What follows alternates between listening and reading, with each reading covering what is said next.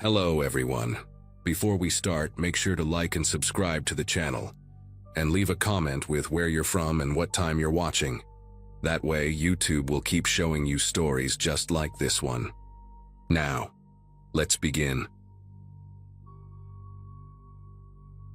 Christmas has always been my favorite holiday.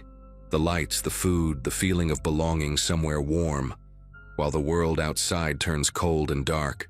So when my boyfriend Kevin invited me to spend the holiday with his family in their farmhouse outside of Cedar Rapids, Iowa, I thought it would be perfect.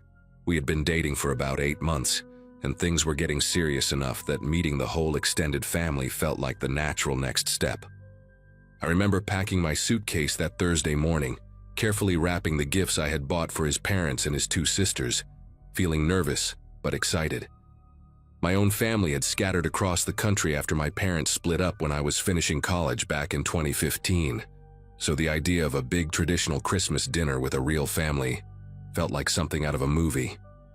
Kevin kept telling me how much they would love me, how his mom made the best honey-glazed ham, how his dad would probably fall asleep in his recliner after dessert like he did every year. I believed every word. We arrived around 4 in the afternoon on December 23, 2023.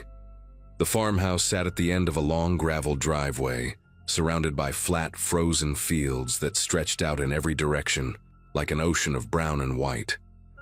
It was bigger than I expected, a 2-story wooden structure painted pale blue, with a wraparound porch decorated with string lights and plastic candy canes. There were already 5 or 6 cars parked in front when we pulled up, and I could see shadows moving behind the frosted windows. Kevin squeezed my hand and smiled before we got out. The cold hit me immediately, that sharp Iowa wind cutting right through my coat. His mother, a heavy-set woman named Darlene with silver hair pinned up in a bun, opened the front door before we even reached the porch steps. She hugged Kevin for a long time, rocking him back and forth like he was still a little boy. When she finally turned to me, her smile stayed in place, but something behind her eyes shifted. She looked me up and down slowly, then said, "So you are the one." Not, "Nice to meet you." Not, "Welcome." Just that. "So you are the one." Inside, the house smelled like cinnamon and wood smoke, and the living room was packed with people. Kevin introduced me to everyone so fast that I could barely keep track of names and faces. His father, a wiry man named Donald with a gray mustache and deep-set eyes, shook my hand without saying a word. His older sister, Tammy, who looked like a harder version of Darlene, gave me a quick nod from across the room. His younger sister, April, at least smiled, though it faded the moment her mother glanced at her. There were aunts and uncles and cousins scattered around on couches and folding chairs, and every single one of them seemed to stop their conversations when I walked in. The Christmas tree in the corner was enormous, covered in what looked like decades' worth of ornaments, and above the fireplace hung a wooden sign that read, "Family first, family forever." I tried to make small talk with a few people, asking about their drive or commenting on the decorations, but every response I got was short and clipped. Kevin kept disappearing to help with things in the kitchen or to catch up with relatives he had not seen in months, leaving me alone in a room full of strangers who clearly had no interest in making me feel welcome. Dinner that first night was uncomfortable in ways I still struggle to put into words. We all crowded around a long table in the dining room, and Darlene made a point of seating me at the very end, as far from Kevin as possible. He was sandwiched between his sisters near the head of the table, and every time I tried to catch his eye, someone would lean in to talk to him or pass a dish that blocked my view. The food was good, I remember that much, but I could barely taste it. Conversations happened around me but never included me. At one point, Tammy said something about how Kevin used to bring home better choices in college, and the whole table laughed except for Kevin, who just stared at his plate. I waited for him to say something, to defend me, but he stayed quiet. After dinner, Darlene asked me to help clear the table while everyone else moved to the living room for coffee and pie. I spent 20 minutes alone in that kitchen, scraping plates and loading the dishwasher, listening to laughter coming from the other room. When I finally finished and went to join them, the conversation stopped the second I appeared in the doorway, Darlene looked at me with that same flat smile and said, "Oh, we were just talking about family things. You would not understand." That night, Kevin and I slept in his old childhood bedroom, a small room on the second floor with faded posters of basketball players still taped to the walls. I tried to tell him how I was feeling, how his family seemed cold toward me, how the comment at dinner had hurt. He sighed and rubbed his face and told me I was being too sensitive, that his family was just like that with new people, that I needed to give them time. He fell asleep within minutes, but I lay awake for hours staring at the ceiling and listening to the old house creak and settle around me. At some point after midnight, I heard footsteps in the hallway outside our door. They stopped right in front of the room and stayed there for what felt like 5 full minutes before finally moving away. I told myself it was nothing, probably just someone going to the bathroom. But sleep did not come easy after that. When I finally drifted off, I dreamed about being trapped in a room with no doors while faceless people pressed against the walls, watching me. I woke up to gray morning light and the smell of bacon drifting up from downstairs. And for a brief moment, I let myself believe that maybe today would be different. Maybe they just needed to warm up to me. Christmas Eve started with breakfast in the kitchen, and I made an effort to be helpful and friendly despite how exhausted I felt. I offered to help Darlene with the cooking, but she told me she had it under control and that I should just stay out of the way.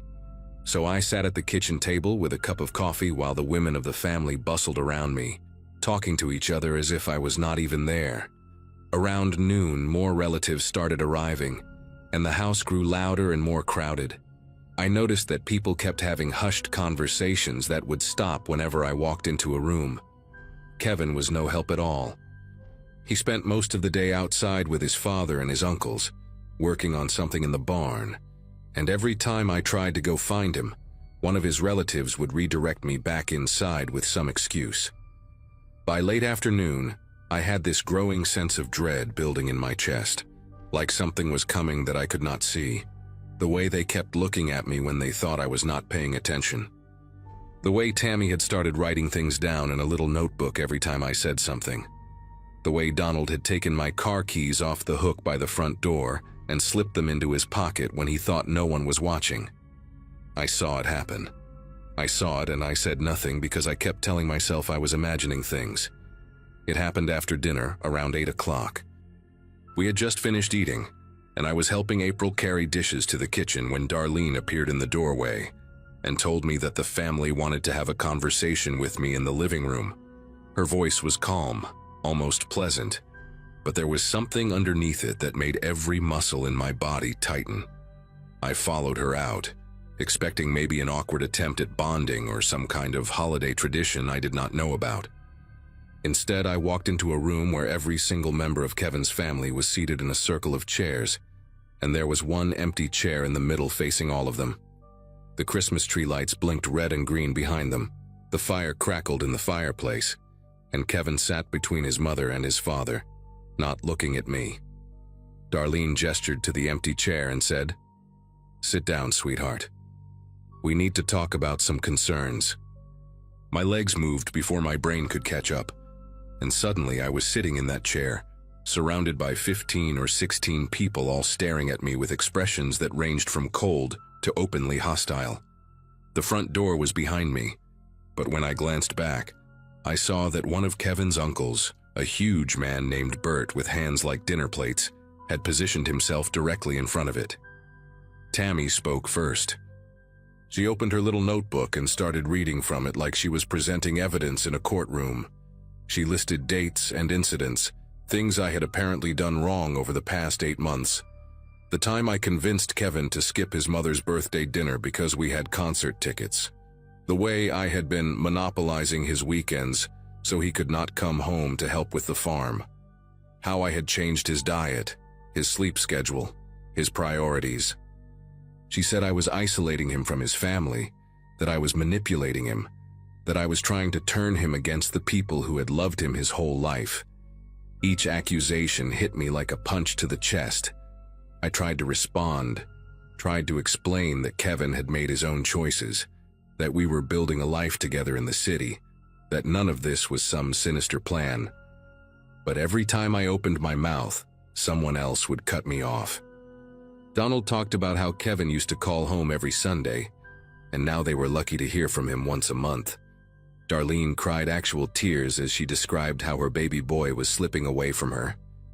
An aunt whose name I never learned called me a snake. The word hung in the air like smoke. A snake. And through all of it, Kevin just sat there, hunched forward with his elbows on his knees, staring at the floor and saying absolutely nothing. After about an hour of this, I finally found my voice. I stood up from the chair and said I was done, that I was not going to sit here and be attacked, that I wanted to leave. The room went quiet. Darlene exchanged a look with Donald, and then Donald reached into his pocket and pulled out my car keys. He held them up, letting them dangle from his fingers, and said, "You are not going anywhere until we finish this conversation." I asked for my keys back. I tried to keep my voice steady, but I could hear it cracking. He just shook his head slowly, like I was a child who did not understand the rules. I turned to Kevin, begging him with my eyes to do something, to say something, to stand up and tell his family that this was insane. He finally looked at me, and for a second I thought I saw something like guilt in his expression. But then Darlene put her hand on his arm and whispered something in his ear, and he looked away again. That was the moment I realized I was completely alone in that house. I pulled out my phone to call someone, anyone, maybe my friend Lisa back in the city, or even the police. But before I could even unlock the screen, Bert was standing right next to me. He did not grab me or touch me, but he leaned in close and said in this low, rumbling voice, "Put that away. We handle things the old-fashioned way in this family. You do not want to see what that means." The next 2 hours were the longest of my life. They made me sit back down in that chair, and one by one, each family member took their turn telling me everything that was wrong with me. My job, my clothes, the fact that I did not go to church, the way I laughed too loud, how I apparently looked at Kevin's father the wrong way at dinner. They had a whole list of conditions I would need to agree to if I wanted to stay with Kevin. I would need to move closer to the farm. I would need to attend Sunday dinners every single week. I would need to ask Darlene's permission before making any major decisions that affected Kevin. They had printed it all out on a piece of paper, like a contract, and Tammy slid it across to me with a pen. I stared at that paper for a long time. The fire had burned down to embers. The Christmas tree lights kept blinking their cheerful pattern. Outside, I could hear the wind howling across those frozen fields, and I thought about how far away the nearest neighbor must be, how no one would hear me if I screamed. I looked at Kevin one more time, searching for any sign that he would help me, that he would stand up for us. He would not even meet my eyes. So I picked up the pen, and then I set it back down and said, "No." The silence that followed was deafening. Darlene's face went from shocked to furious in the span of a heartbeat. She started to say something, but I did not let her finish. I stood up so fast that the chair tipped over behind me, and I started talking loud enough that my voice filled the whole room. I told them that what they were doing was insane, that holding someone against their will was a crime, that I would call the police the second I got out of there, and they would all have to explain themselves. I was shaking, my whole body trembling, but something inside me had snapped, and I was not going to let these people break me. I pointed at Donald and demanded my keys. I pointed at Bert and told him to get away from the door. And then I looked at Kevin, really looked at him, and I said, "If you do not stand up right now and walk out of here with me, we are done. Forever." The room held its breath. Kevin's face had gone pale, and I could see his jaw working like he was trying to chew through something tough. Finally, after what felt like an eternity, he stood up. Darlene grabbed at his arm, but he shook her off. He walked over to his father, held out his hand, and said, "Give her the keys, Dad." Donald stared at him for a long moment, something ugly passing behind his eyes. But Kevin did not back down, and eventually, slowly, Donald dropped the keys into Kevin's palm. We walked out of that house together, and nobody tried to stop us. Maybe they were too shocked. Maybe they realized they had pushed too far. I do not know, and I do not care. The cold air hit me like a slap when we stepped onto the porch, and I had never been so grateful for anything in my life. Kevin drove because I was shaking too hard to hold the wheel. We did not talk for the first hour, just drove through the dark Iowa night with nothing but fields and silence around us. When we finally stopped at a gas station somewhere near Des Moines, I got out and threw up in the parking lot. Kevin held my hair back and kept saying he was sorry, over and over, like a broken record. I wanted to scream at him, to ask him why he had not said anything sooner, why he had let it go on for so long. But I was too exhausted. We drove all night and made it back to the city by sunrise on Christmas morning. I spent the holiday alone in my apartment, eating cereal and staring at the wall, trying to process what had happened. Kevin and I tried to make it work for another few weeks after that. But something between us had shattered in that living room, and there was no putting it back together. I ended things in January, and I have not spoken to him since. It has been almost a year now, and I still think about that night more often than I would like to admit. Sometimes I wonder what would have happened if I had signed that paper, if I had given in, and let them mold me into whatever they thought Kevin deserved. Would I still be driving out to that farmhouse every Sunday, sitting at that long table, pretending to be someone I am not? The thought makes me sick. I learned something important in that living room, surrounded by people who had decided I was the enemy before I even walked through the door. I learned that some families are not built on love. They are built on control, on loyalty that looks more like fear, on traditions that exist to keep everyone in line. And I learned that no matter how much you want someone, no matter how much you think you love them, you cannot save a person who will not save themselves. Kevin made his choice when he sat there in silence and let them tear me apart. He made another choice when he finally stood up, but it was too late by then. The damage was done. I hope he is okay, wherever he is. I hope he eventually finds the strength to break free from that family for good. But that is not my fight anymore. I got out. And every Christmas since, I celebrate alone, with cheap wine and a movie and the doors locked tight. It is not the warm family holiday I used to dream about. But at least I am safe. At least I am free.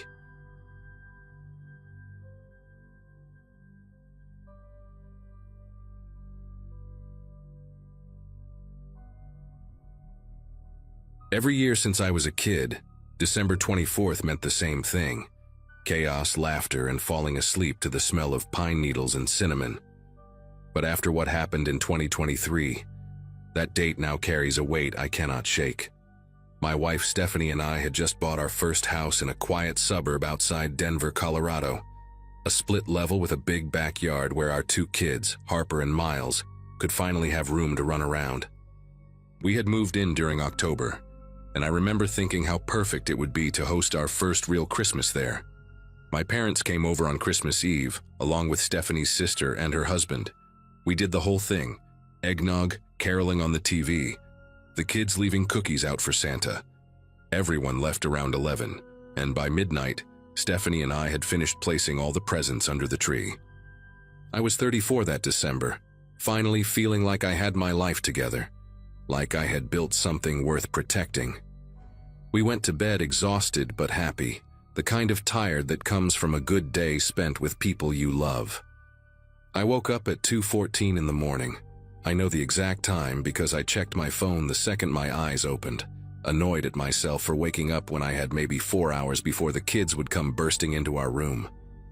At first I thought it was nothing, maybe just my body adjusting to the new house settling in the cold. But then I heard it again, a soft, papery rustle coming from downstairs. My first thought was Harper. She was 7 and had been talking non-stop about wanting to see what Santa brought. I figured she had snuck down to peek at the presents, maybe even started unwrapping one corner like she did last year at my parents' place. I slid out of bed slowly, not wanting to wake Stephanie, and walked toward the hallway in just my sweatpants and an old college shirt. I did not turn on any lights because I wanted to catch Harper in the act, maybe give her a little scare and send her back to bed with a warning. I moved down the first few steps, my bare feet silent on the carpet, and that was when I saw something that made every muscle in my body lock up. there was a man kneeling beside our Christmas tree. He had his back to me, hunched over the pile of presents, and he was using some kind of blade to slice through the wrapping paper with careful, deliberate movements. He wore dark clothing and a red Santa hat that looked absurd and terrifying at the same time, the white pom-pom bobbing slightly as he worked. For a second, my brain refused to process what I was seeing. I thought maybe I was dreaming, or maybe one of our relatives had come back for something they forgot. But then the man shifted, and I saw the way he moved. Methodical, practiced, like he had done this many times before. He was not rushing. He was not nervous. He was sorting through my children's Christmas presents like he had all the time in the world, and that calmness was more frightening than anything else. I pressed myself against the wall of the stairwell, trying to become invisible, trying to think. My phone was upstairs on the nightstand. Stephanie was asleep. My kids were asleep. And there was a stranger in my living room with a knife. I took one slow step backward, placing my foot carefully on the stair behind me, when movement at the edge of my vision made me turn my head. There was a second figure on the staircase, maybe 8 steps below me, climbing toward the bedrooms. This one was bigger, broader, wearing a dark hoodie with the hood pulled up. He had not seen me yet because he was focused on the stairs ahead, moving with that same eerie patience as his partner downstairs. My heart was slamming so hard I could feel it in my throat. I had maybe 2 seconds before he looked up and saw me standing there in the dark. I thought about my daughter sleeping in her room with the door cracked open because she was afraid of the dark. I thought about my son, only 4 years old, clutching his stuffed dinosaur. I thought about Stephanie, completely unaware that 2 strangers had entered our home while we slept. In that moment, I was not brave. I was not a hero. I was a father who realized that everything he loved was in danger, and I had no idea what to do.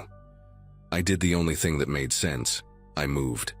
Not down toward the man by the tree, but up, as fast and as quietly as I could manage. The figure on the stairs was still looking down at his feet, watching his steps, and I used those precious seconds to slip back into the upstairs hallway. My pulse was roaring in my ears so loud I was certain they could hear it. I ducked into the bathroom across from our bedroom and pressed myself behind the door, leaving it open just a crack so I could see the top of the stairs. I needed to think. I needed a plan. The baseball bat I kept in the closet seemed impossibly far away now, in the bedroom where Stephanie was sleeping. If I woke her up, she might make noise.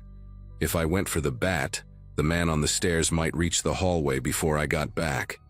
Every option felt like a trap. Through the crack in the bathroom door, I watched the dark shape of the hooded figure reach the top step. He paused there, his head turning slowly as he scanned the hallway, and I held my breath until my lungs burned. He moved toward Harper's room first. Her door was the closest to the stairs, and she always left it open a few inches because of the nightlight in the hallway. I watched him push it open wider with one gloved hand, and something inside me snapped. I stopped thinking about plans and options and what made sense. I stepped out of the bathroom, crossed the hallway in 3 strides, and grabbed the back of his hoodie with both hands before he could step inside my daughter's room. The man was heavier than me, probably had 40 pounds on my frame, but I had momentum and rage and the kind of strength that only comes when your child is 10 feet away from a stranger in the dark. I yanked him backward with everything I had, and we both went down hard on the hallway floor. He let out a grunt of surprise, and somewhere downstairs I heard the other one call out, a sharp, questioning sound that was not quite a word. The man beneath me started thrashing, trying to twist around, and I felt something hard press against my ribs. A flashlight, maybe, or something worse. I did not wait to find out. I drove my elbow into the side of his head, once, twice, and then I was on my feet again, screaming for Stephanie to wake up, to call 911 to get the kids. Everything after that happened in fragments, like my brain could only record pieces at a time. Stephanie's voice, confused and then terrified, asking what was happening. Harper crying out from her room, that high-pitched wail that children make when they wake up scared. The man on the floor groaning, rolling onto his side, and me standing over him with my fists clenched, waiting for him to get up so I could hit him again. I heard footsteps pounding up the stairs, the second intruder, the one with the Santa hat, coming to help his partner. I grabbed the only thing within reach, a heavy ceramic vase that Stephanie's mother had given us as a housewarming gift, and I positioned myself between the staircase and my daughter's door. When the man in the Santa hat appeared at the top of the stairs, I did not hesitate. I swung the vase at his face with both hands, and it connected with a sound I will never forget, a wet, crunching impact that sent him stumbling backward. He caught himself on the railing, blood streaming from his nose, and for one long second we just stared at each other. His eyes were wide and shocked above a black cloth mask that covered the lower half of his face. He was younger than I expected, maybe mid-20s, and in that moment he looked almost as scared as I felt. He ran. He turned around and went down those stairs so fast he nearly fell, and I heard the front door slam open as he fled into the night. The man on the hallway floor was trying to crawl toward the stairs now, leaving a smear of blood on the carpet from where my elbow had split something open on his face. Stephanie was in the doorway of our bedroom with her phone pressed to her ear, her voice shaking as she told the 911 operator our address. I could hear Harper sobbing and Miles calling out for Mommy, and I wanted to go to them so badly it hurt, but I could not take my eyes off the man on the floor. He made it to the top of the stairs, pulled himself up using the railing, and half ran, half fell down to the first floor. I followed him to the top step and watched him stumble through the living room, past the scattered presents and torn wrapping paper, and out the same door his partner had used. The whole thing, from the moment I woke up to the moment they were gone, was maybe 4 minutes. It felt like hours. It felt like seconds. When I finally let myself breathe, my legs gave out, and I sat down right there on the top stair, shaking so hard my teeth were chattering. The police arrived in under 6 minutes, though it felt like an eternity. Stephanie had gathered both kids into our bedroom and locked the door, and I stayed at the top of the stairs with that broken vase still clutched in my hand, watching the front door like the men might come back at any moment. When I saw the red and blue lights flashing through the living room windows, I nearly started crying. 2 officers came in with their weapons drawn, clearing each room before they let us come downstairs. Harper would not stop shaking, and Miles kept asking why there was blood on the floor, and I did not have any answers that a 4-year-old could understand. One of the officers, a woman with short gray hair and a calm voice that seemed designed for moments like this, sat with Stephanie and the kids while her partner walked me through the house. That was when we found the window. It was in the small guest bathroom on the first floor, the one we barely used, tucked behind the laundry room. The window was wide open, the screen removed and placed neatly against the wall outside. My brother-in-law had used that bathroom during the party, and when I checked, I realized the lock had never been turned after he left. Such a small thing. Such a stupid, simple oversight. And 2 strangers had slipped through it while my family slept upstairs. The officers told me we were lucky. They said home invasions on Christmas Eve were more common than people think. Criminals know that houses are full of new electronics, jewelry, cash gifts, and families are distracted by celebration. They know that guests come and go, that doors and windows get opened and forgotten, that the noise of a party can cover almost anything. They also told me that most burglars run the moment they realize someone is home. That confrontation is the last thing they want. I kept thinking about what would have happened if I had not woken up, if that rustling paper had not pulled me out of sleep. The man with the Santa hat had been sorting through presents to find the most valuable items, probably electronics and gift cards, things that are easy to carry and easy to sell. But his partner had been heading upstairs. The officer did not say what he thought the second man was looking for up there, and I did not ask, because some questions have answers you do not want to hear. They took our statements, photographed the blood on the carpet, and the broken vase and the open window, and told us that detectives would follow up in the morning. By the time they left, it was almost 5 in the morning, and the sky outside was starting to turn gray with the first light of Christmas Day. We did not open presents that morning. Harper asked once in a small voice if Santa had still come, and I had to walk into the kitchen so she would not see my face. Stephanie handled it better than I did. She always does. And somehow convinced the kids that we would do Christmas later, that right now we needed to rest and be together. We spent the morning huddled on our bed, all four of us, watching cartoons on Stephanie's laptop while I kept glancing at the bedroom door. I had pushed our dresser in front of it, which was probably ridiculous since the intruders were long gone, but I could not stop myself. Every creak of the house made my heart race. Every shadow in the hallway looked like a figure in a hood. The kids eventually fell asleep around noon, exhausted from the disrupted night, and Stephanie and I just sat there holding each other without speaking. I kept replaying every moment in my head, thinking about all the ways it could have gone differently. What if the man on the stairs had been faster? What if he had been armed with something worse than whatever I felt against my ribs? What if I had not woken up at all? The thoughts spiraled and spiraled until Stephanie squeezed my hand and told me to stop, that we were okay, that everyone was safe. She was right, but knowing that did not make the fear go away. They caught them 3 days later.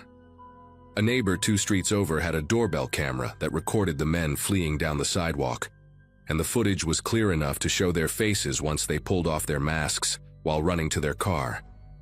The one I hit with the vase was 23 years old, a guy named Ronald Becker, with a string of prior burglary charges in 3 different states. His partner was his cousin, 19. No prior record, but plenty of connection to stolen goods that police found when they searched their apartment. They had hit 4 other homes that same week, all in neighborhoods where holiday parties made for easy targets. During the investigation, a detective told me something that still keeps me up at night.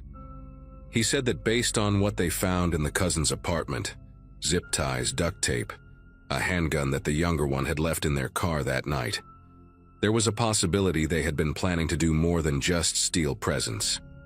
He could not say for certain what their intentions were, and neither of them confessed to anything beyond burglary.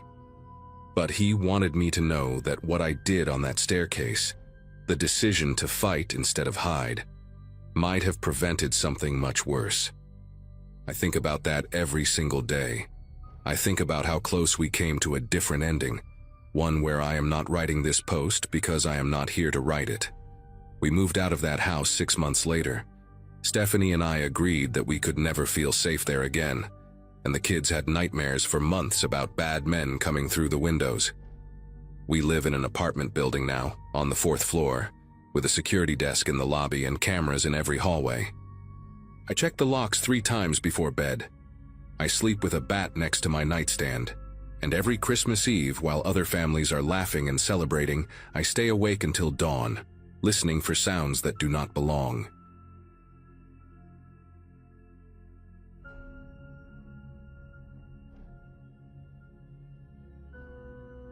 Volunteering for the Ashford Winter Festival seemed like a good idea, until I realized it meant standing outside for 6 hours in December checking vendor permits. My sister Amanda had convinced me to sign up, insisting I needed to do something other than mope around that apartment. She wasn't wrong.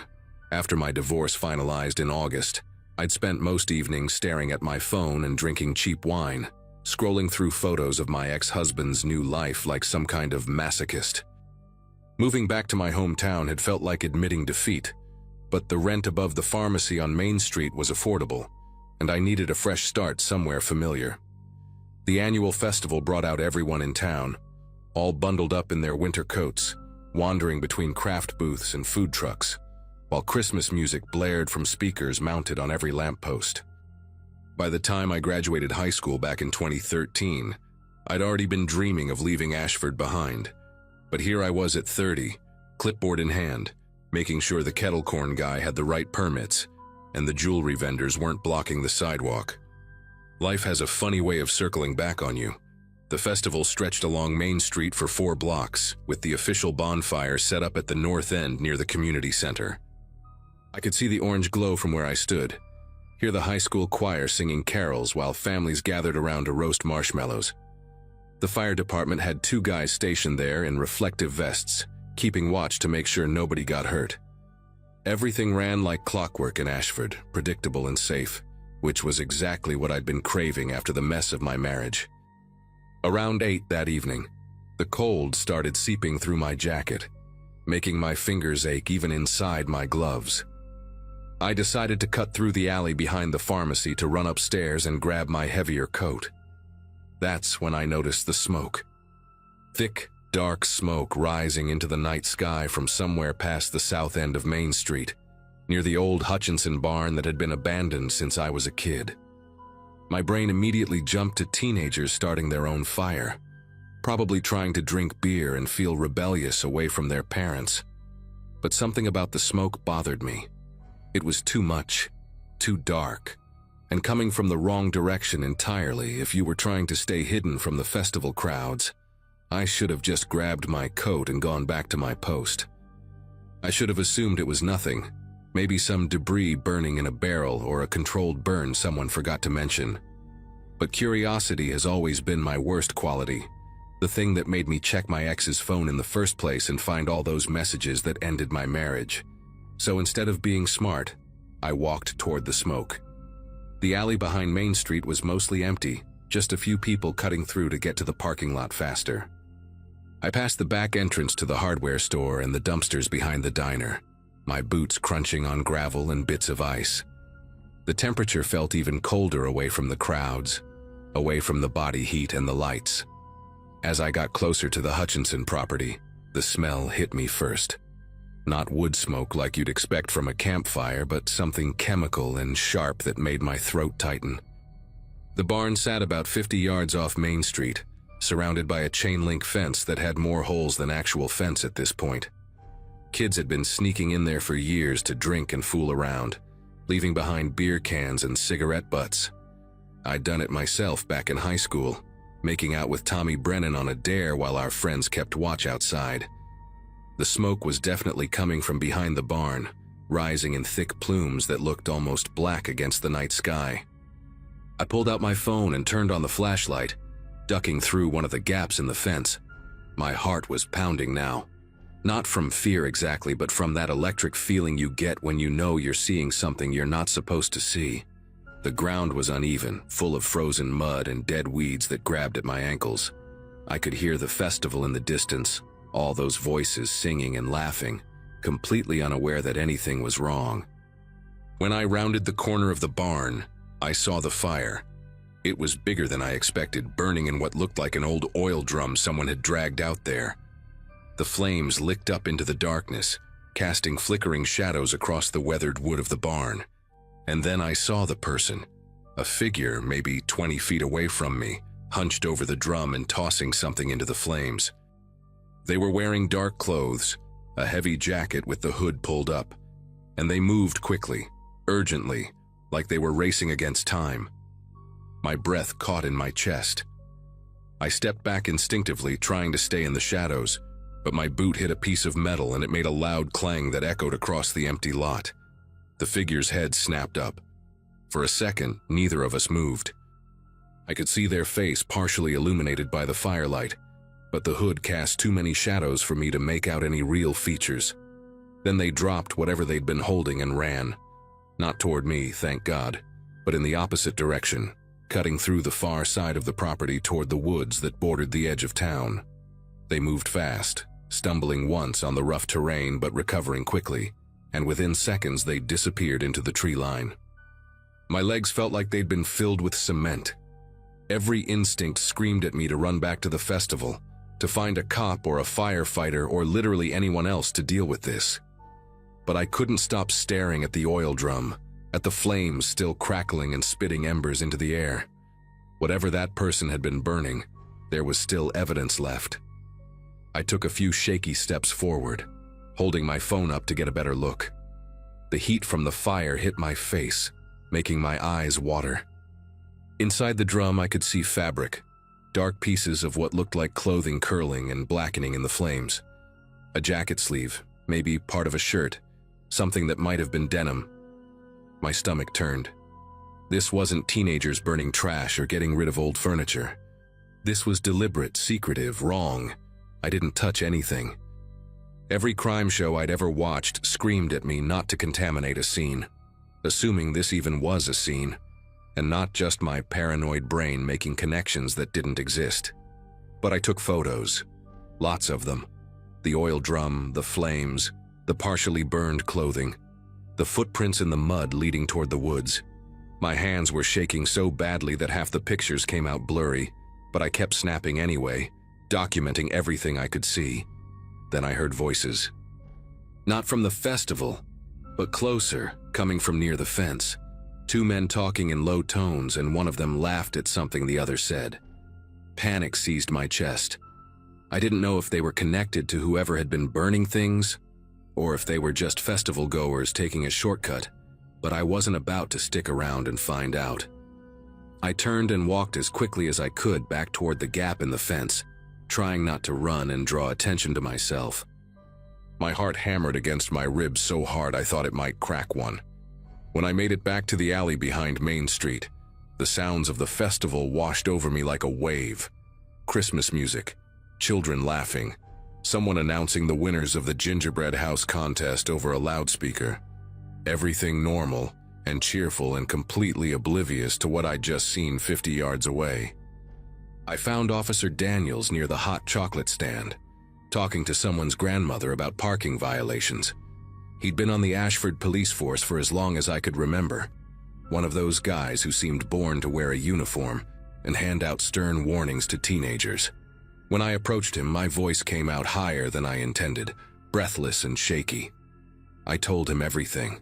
The smoke, the figure, the burning clothes, the way they'd run into the woods. He listened with his arms crossed, his expression shifting from polite interest to something more serious as I pulled up the photos on my phone. The images looked even worse on the small screen, the flames bright and angry, those charred pieces of fabric clearly visible. Daniels told me to stay put and radioed for backup, his voice calm but clipped in that way cops have when they're trying not to alarm civilians. Within 10 minutes, 2 more officers arrived, and they headed toward the Hutchinson property with flashlights and radios crackling. Daniels asked me to come down to the station after the festival ended to give a formal statement. I nodded, still feeling like my chest was filled with ice water. Amanda found me 20 minutes later asking why I looked like I'd seen a ghost. I couldn't even begin to explain. The festival wound down around 11, families packing up their kids and heading home to wait for Santa. I drove to the police station in my beat-up sedan, the Christmas lights on Main Street feeling surreal and almost mocking now. The station was a small brick building that smelled like burnt coffee and industrial cleaner. I sat in a hard plastic chair and gave my statement to Daniels and another officer, a younger woman named Hayes, who took notes on a laptop. They asked me to describe the figure I'd seen in as much detail as possible. Height, build, clothing, anything distinctive, but I had almost nothing useful to give them. Average height, maybe. The hood had obscured everything. They moved quickly, but not like an athlete, just someone desperate. Hayes asked if I'd noticed any cars parked nearby, any sounds other than the fire. I hadn't. I'd been too focused on not getting caught myself. When they finished with me, Daniels walked me to the door and told me they'd secured the scene and would investigate thoroughly in the morning. His tone was professional, but I could see something in his eyes, a tightness around his mouth that told me he was taking this seriously. I drove home and didn't sleep. Every time I closed my eyes, I saw those flames and that hooded figure disappearing into the darkness. The news broke before I even woke up on Christmas morning, though calling what I did sleeping would be generous. My phone started buzzing around 7 with texts from Amanda, from people I hadn't talked to in months, all asking the same thing. Did you hear about Stephanie Carr? I sat up in bed, my whole body aching from tension, and opened the group chat where half the town seemed to be losing their minds. Stephanie Carr, 41 years old, lived on Oakmont Avenue with her husband and their teenage son. She'd been at the festival the night before, working one of the craft booths selling handmade candles.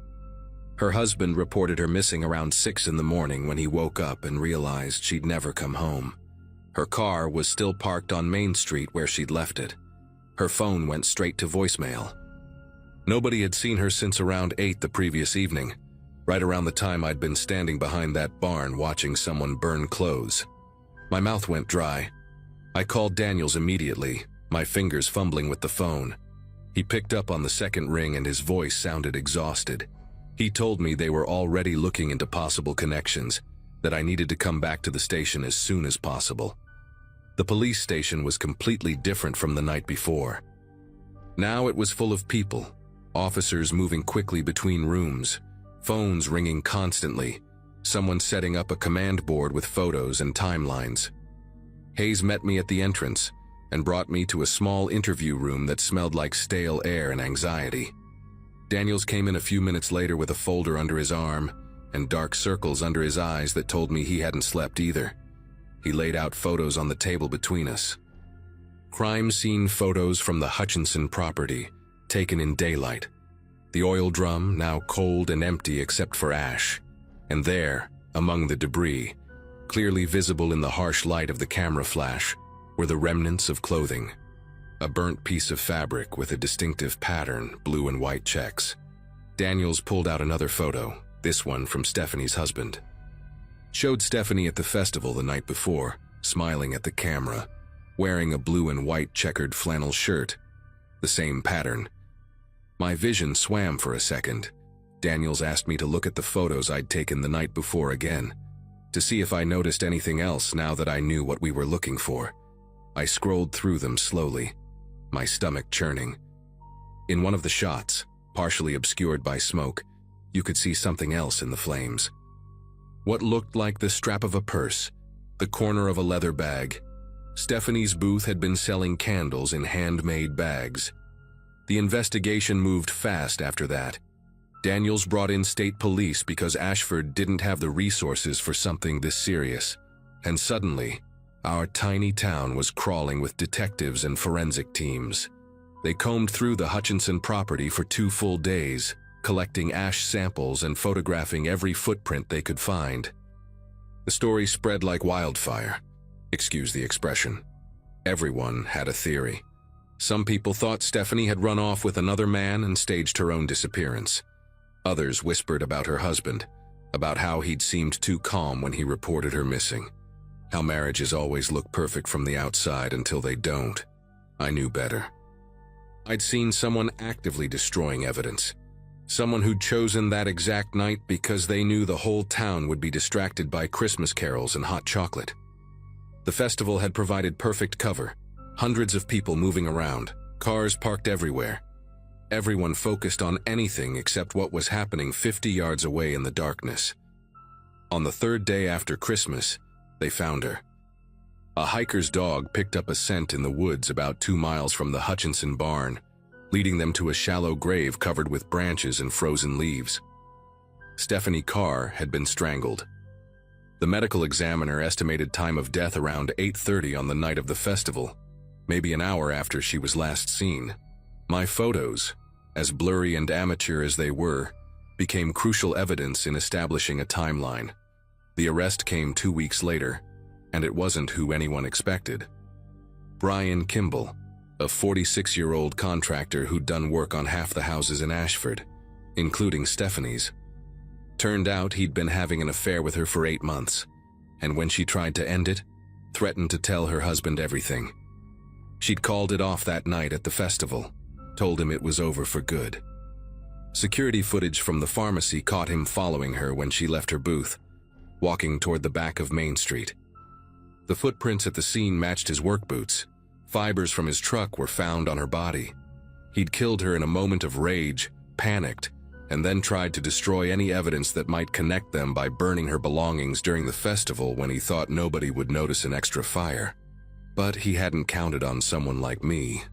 Someone bored and curious enough to investigate smoke coming from the wrong direction. During the trial, the prosecutor used my testimony and my photos extensively. I had to sit on that stand and describe everything I'd seen, everything I'd felt in that moment when I realized I was watching someone cover up a murder. The defense tried to argue that I couldn't identify their client, that the figure could have been anyone. They were right about that part. I never saw his face, but the physical evidence, combined with the timeline my photos established, was enough. Brian Kimball was convicted and sentenced to life without parole. I still live in Ashford, still in that apartment above the pharmacy. The festival happens every year, same decorations, same carolers, same hot chocolate stand. But I don't volunteer anymore. I can't walk past the Hutchinson property without feeling sick, even though they tore down the barn last spring and turned it into a community garden. Sometimes people recognize me around town, the woman who saw something and actually did something about it, and they treat me like some kind of hero. But I don't feel heroic. I feel like I accidentally stumbled into someone else's nightmare and barely escaped with my sanity intact. Stephanie's son graduated high school last year. I saw the announcement in the local paper, saw his mother's name listed in memoriam. He'll grow up knowing his mom was murdered by someone she trusted, someone who pretended to care about her. That kind of betrayal doesn't just kill the victim, it kills something in everyone who loved them too. My sister still asks me to get out more, to stop isolating myself, but she doesn't understand that some things change you in ways you can't explain. I learned that evil doesn't look like a monster or announce itself with warning signs. Sometimes it looks like a contractor in a work jacket, someone your neighbors trust to fix their roof or remodel their kitchen, someone who can smile at you in the hardware store and then strangle a woman to death an hour later because she wouldn't do what he wanted. That's the part that haunts me most. Not what I saw that night, but how ordinary it all was. How easily it could have gone completely unnoticed if I'd just minded my own business and grabbed my coat like I planned. Termine.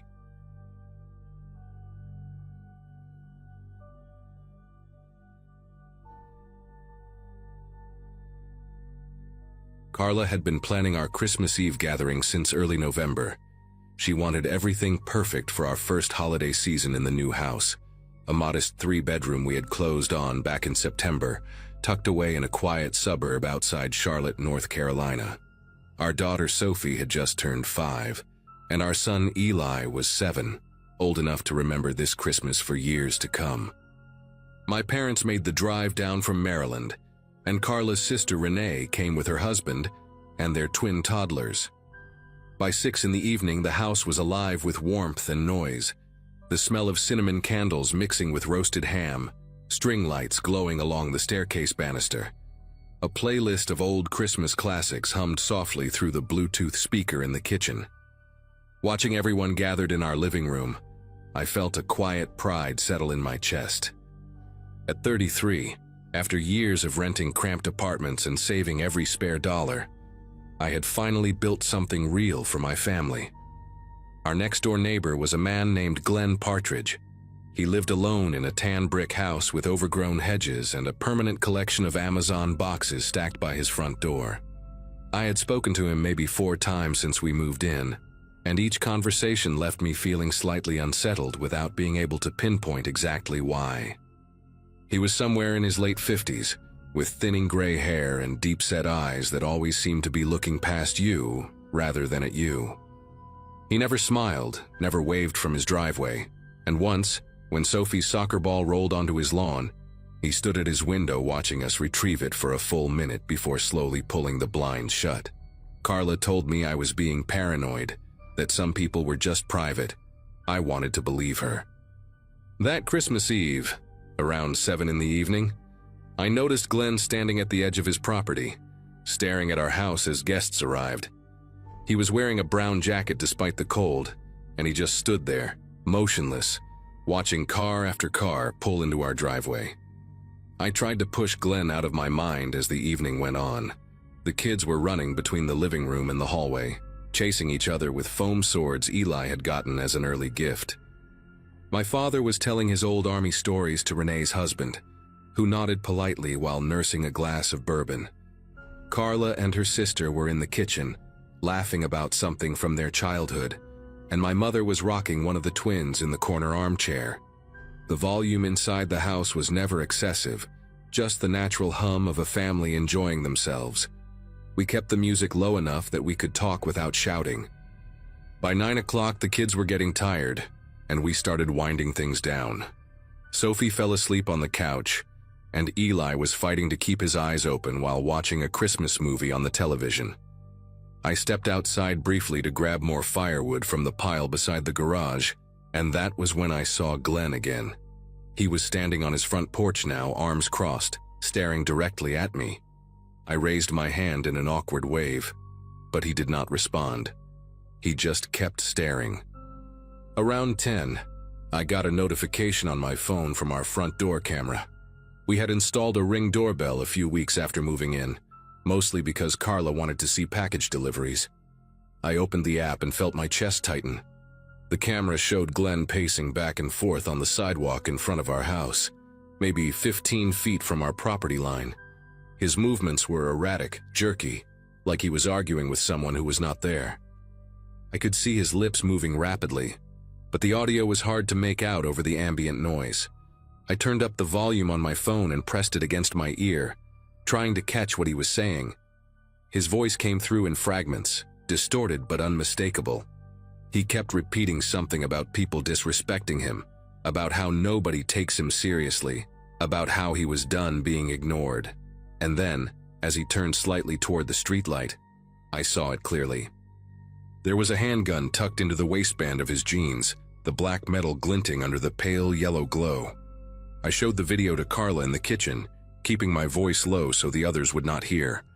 Her face went pale as she watched Glenn pace and mutter, and when I pointed out the gun, she grabbed my arm hard enough to leave a mark.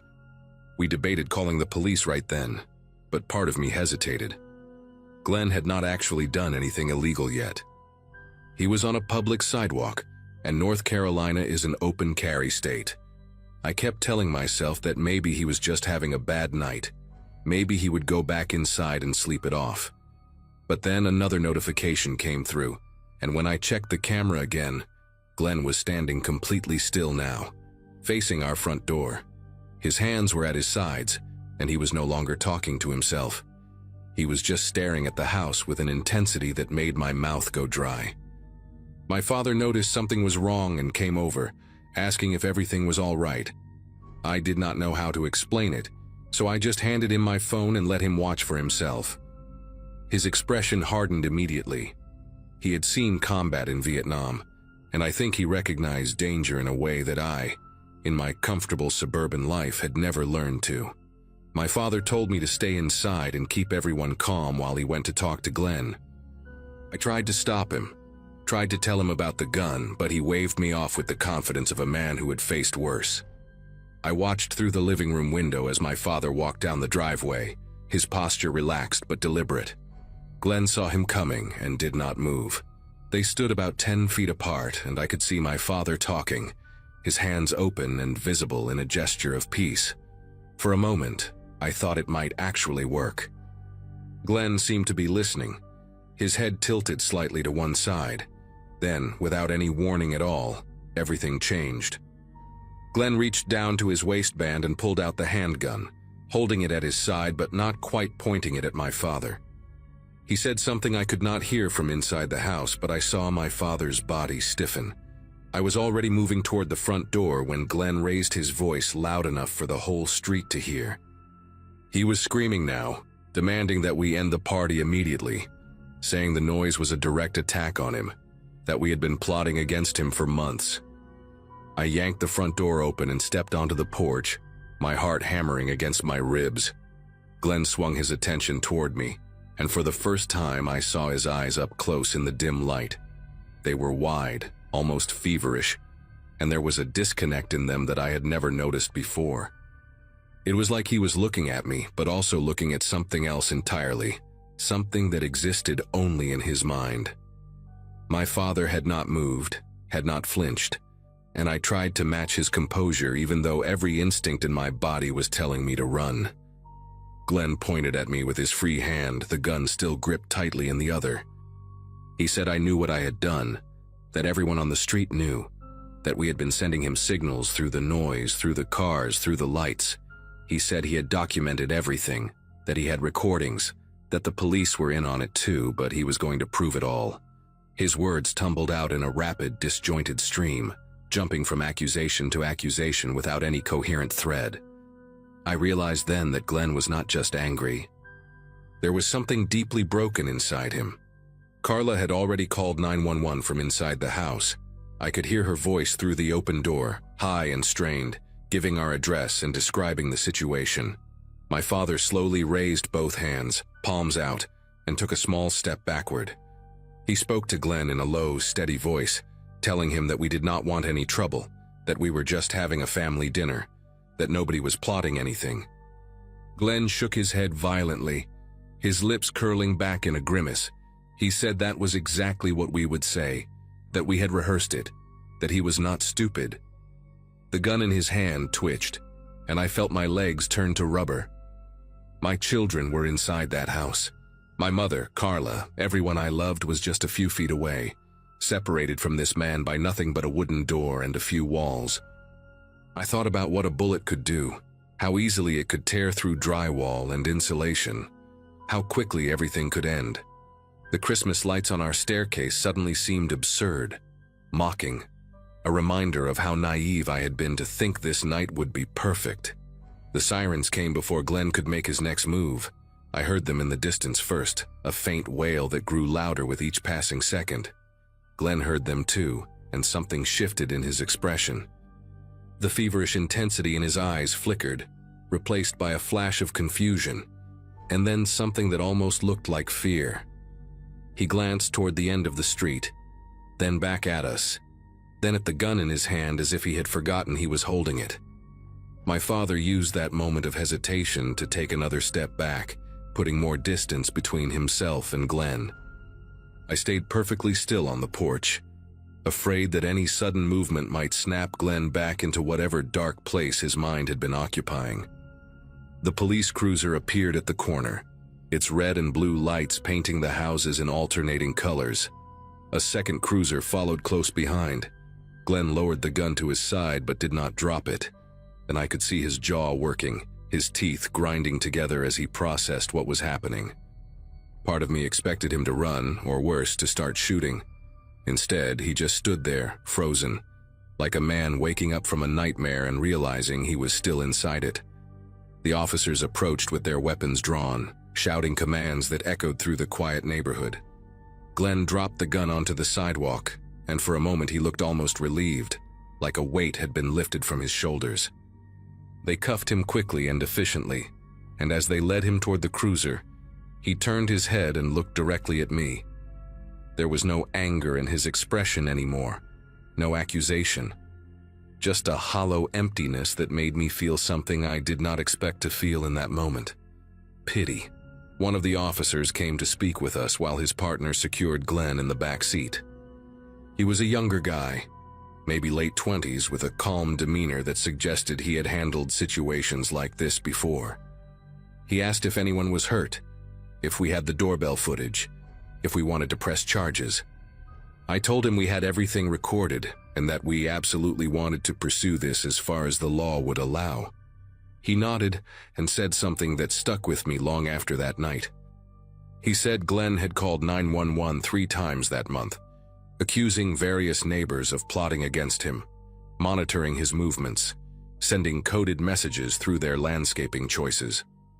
The department had flagged him as a person of concern, but without an overt threat, their hands had been tied. We went back inside after the police left, and I remember the strange silence that had settled over the house. The Christmas music was still playing softly from the kitchen speaker, but nobody was listening anymore. My mother was holding Sophie in her arms, the little girl still half asleep and unaware of what had just happened outside. Eli was sitting on the couch with wide eyes, and I knew he had seen more than I wanted him to. Renee's husband was pouring himself another bourbon with hands that were not quite steady, and Carla was standing by the window, staring at the empty spot on the sidewalk where Glenn had been standing just minutes before. Nobody knew what to say. The ham was getting cold on the counter, and the fire in the hearth had burned down to embers. I walked over to Carla and put my arm around her, and she leaned into me without saying a word. My father came inside last, closing the door behind him and locking the deadbolt with a heavy click. He looked at me and gave a small nod, the kind of silent acknowledgement that passed between men who had just survived something together. Glenn was charged with aggravated assault and menacing, and he was held without bail pending a psychiatric evaluation. We learned later that he had been diagnosed with severe paranoid schizophrenia years ago, but had stopped taking his medication sometime in the fall. His family, what little he had left, lived out of state and had lost contact with him after he pushed them away with accusations similar to the ones he had thrown at us. The house next door sat empty for months after that night, its overgrown hedges growing even wilder, its Amazon boxes eventually cleared away by a property management company. We put up a fence the following spring, a tall wooden barrier that blocked our view of his property entirely. It was not really about security anymore. It was about not having to look at that tan brick house every time I stepped outside. Sophie and Eli do not remember much about that Christmas Eve, and I am grateful for that. But sometimes when I check the Ring camera at night before going to bed, I still feel a flicker of that old fear. I scroll through the footage quickly, just to make sure there is no one standing on the sidewalk, staring at our door. So far, there never is. But I check anyway, every single night, because I learned something that Christmas about how quickly the world can turn dangerous, and I am never going to forget it.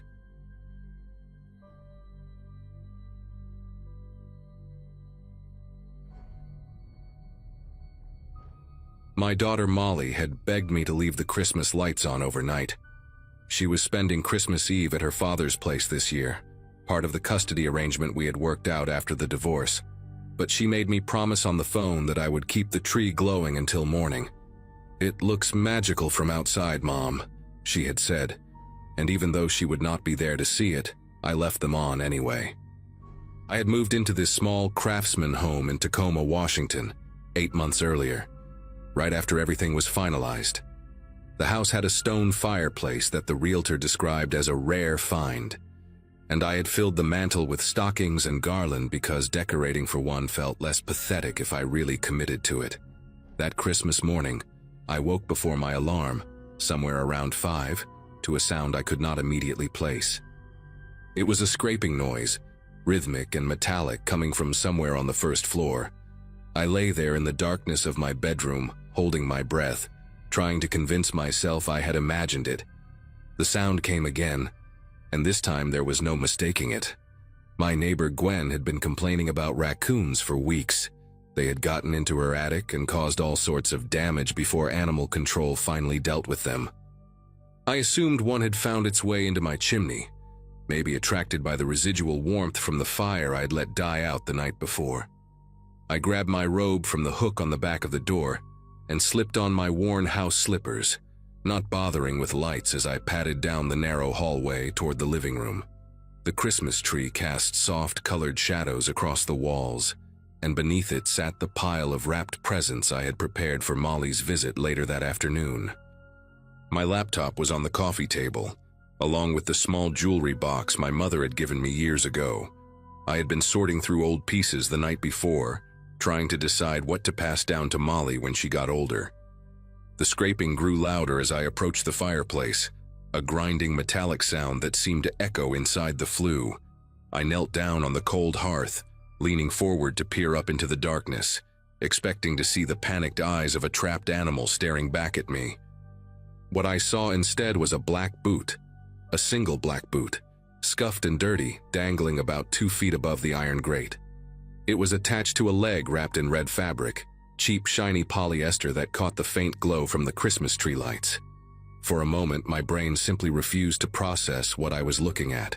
I remember thinking, in this absurd flash of confusion, that maybe I was still dreaming. Maybe I had not actually gotten out of bed, and this was one of those hyper-realistic nightmares that feel so vivid you can smell things. But I could smell something. Cigarette smoke, stale and clinging to whatever was coming down my chimney. The boot shifted and I heard a grunt from somewhere above it, a distinctly human sound of effort. A man was inside my chimney. A man dressed in what looked like a Santa Claus costume was trying to lower himself into my living room at 5 in the morning on Christmas Day. I scrambled backwards so fast that I knocked into the coffee table, sending my mother's jewelry box clattering to the floor. The noise must have startled him because the movement stopped. I could hear breathing now, heavy, labored breathing echoing down the flue. I was on my hands and knees on the living room floor, staring at that single boot suspended in the darkness of my fireplace, and I could not make myself move. My phone was upstairs on my nightstand. The landline I never used was in the kitchen. Every logical thought seemed to crash into a wall of pure, paralyzing disbelief. Then the boot moved again, dropping another few inches, and I saw more of the leg emerge. The red velvet pants with white fur trim at the cuff, the kind you see on those cheap Santa costumes at party stores. A second boot appeared beside the first one. He was coming down. He was actually coming down into my house, and I was just kneeling there on my floor watching it happen like I had lost the ability to function. Something in me finally snapped into gear. Some primal survival instinct that had been dormant my entire comfortable suburban life. And I pushed myself up off the ground and ran for the kitchen. I grabbed the largest knife from the block on the counter, a chef's knife I had gotten as a wedding gift years ago, and barely used for anything more dangerous than chopping onions.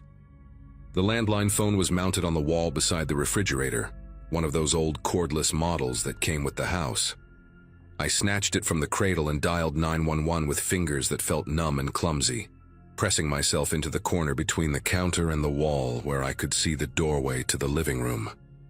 The operator answered on the second ring, and I remember my voice coming out in this strange whisper, like my body was afraid to make noise even though the rational part of my brain knew I should be screaming. "Someone is breaking into my house," I said. "He's coming down my chimney. He's dressed like Santa Claus." There was a pause on the other end, and I could almost feel the operator trying to decide if this was a prank call. I gave her my address, repeated it twice, and told her to please send someone immediately. She said units were being dispatched and asked me to stay on the line. From where I stood in the kitchen, I could not see the fireplace directly, but I could see the glow of the Christmas lights reflecting off the hallway walls. I heard a thud, the sound of someone landing on the iron grate, followed by a grunt and the scraping of boots on metal. He was inside. Stranger in a Santa costume was now standing in my living room, 5 in the morning, while I hid in my kitchen holding a knife and a phone. I heard footsteps, slow and deliberate, moving across the hardwood floor. Then the sound of rustling, like someone picking through the presents under the tree. The operator was saying something in my ear, asking if I was still there, asking if I could see the intruder, but I could barely process her words. I was focused entirely on those sounds, the footsteps, the rustling, the occasional clink of something being moved. He was going through my things. He was standing in the room where my daughter would open her gifts in a few hours, touching her presents with his hands, and I was hiding in the kitchen like a terrified child. Part of me wanted to charge in there with the knife, but a larger part understood that confronting him could get me killed. The footsteps stopped. For a long, terrible moment, there was complete silence. I pressed myself harder against the wall, gripping the knife so tight that the handle dug into my palm. Then I heard him move again, and this time the footsteps were coming toward the kitchen. I could see his shadow stretching across the hallway floor before I saw him, this distorted silhouette with the unmistakable outline of a Santa hat.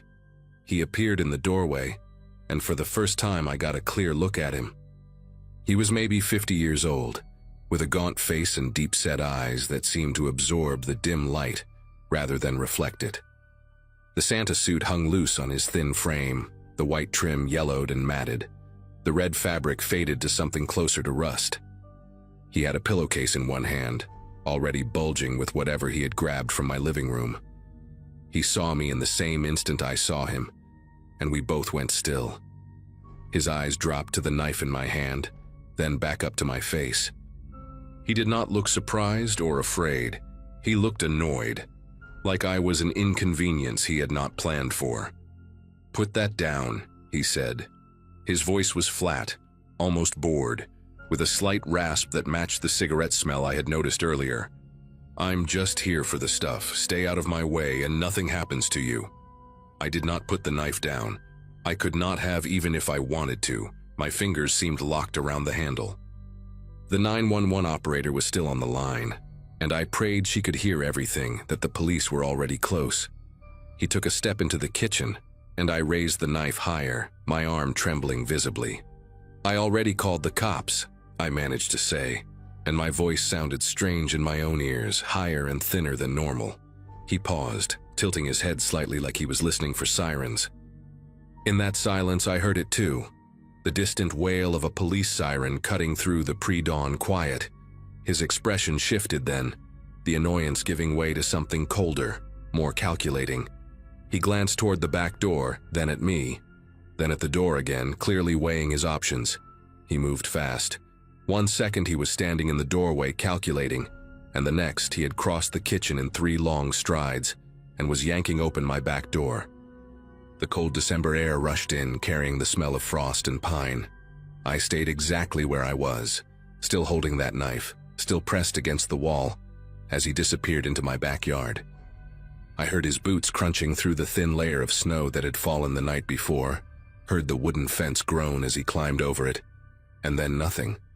Just the sirens getting closer and the sound of my own ragged breathing filling the kitchen. The operator was asking if I was okay, if he was gone, if I was injured. I told her he had run out the back, gave her a description. Older white male, thin build, Santa costume, heading east through the neighbor's yard. My legs gave out somewhere in the middle of that sentence, and I slid down the wall until I was sitting on the cold tile floor, the knife still clutched in my hand like some kind of lifeline. The police arrived maybe 2 minutes later, though it felt like an hour. 2 patrol cars pulled up in front of my house, their lights painting the snow red and blue. I managed to get up and unlock the front door for them, and then everything became a blur of uniforms and questions and flashlight beams sweeping through my home. They found the pillowcase he had dropped in the backyard. Inside were my laptop, my mother's jewelry box, 2 of the wrapped presents from under the tree, and a silver picture frame that had been sitting on my mantel. One of the officers, a woman named Ruiz with kind eyes and a calm voice, sat with me at the kitchen table while her partner checked the rest of the house. She asked me to walk her through everything from the beginning, and I did, though my account came out fragmented and scattered. The chimney, I kept saying. He came down the chimney like it was nothing. She nodded and wrote in her notepad, her expression professionally neutral, but I could see something in her eyes that told me this was not the first time she had heard something like this. They caught him 4 blocks away, still wearing the Santa suit. Officer Ruiz came back later that morning to tell me, after the sun had come up and my house no longer felt like a crime scene. His name was Vincent Holt, 52 years old, with a record that included multiple burglary convictions dating back to the late 90s. What she told me next made me feel sick in a way I had not expected. He had been doing this for at least 3 weeks, entering homes through chimneys on Christmas morning, dressed in that ridiculous costume as a form of camouflage.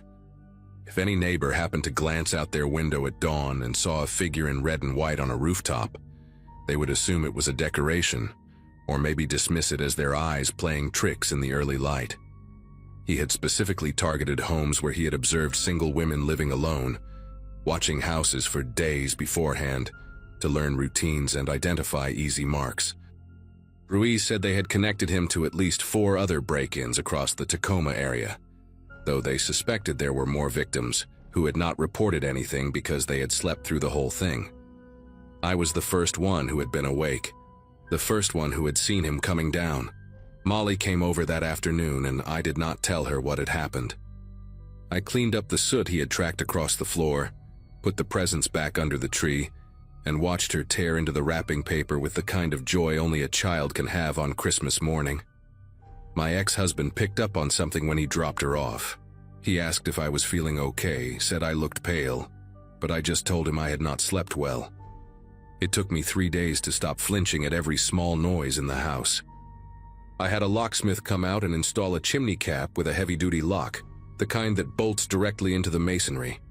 I also bought a security system, the type with cameras and sensors on every door and window, and I have not slept through a full night since that morning. Sometimes I still think about his face in the kitchen doorway, that look of mild annoyance, like I was just an obstacle between him and what he wanted. I think about how easily he said, "Nothing happens to you," while his eyes told a completely different story. And every Christmas Eve now, no matter how cold it gets outside, I leave my fireplace damper sealed shut and double-check the locks before I go to bed. Molly still asks me to leave the tree lights on overnight, and I still do it for her. But I sit in the living room until dawn, watching the glow reflect off the walls, listening for sounds that do not belong.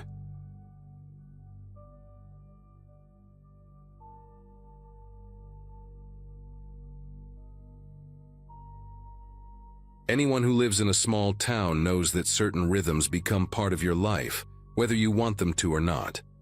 When I moved to Barrington Falls 5 years after my divorce finalized, I thought the predictability would drive me insane within a month. Instead, I found myself noticing things, small things, like how old Beverly Hutchins across the street always had her Christmas lights programmed to shut off at exactly midnight, every single night from Thanksgiving through New Year's. She was meticulous about it in a way that seemed almost obsessive, but that was Beverly.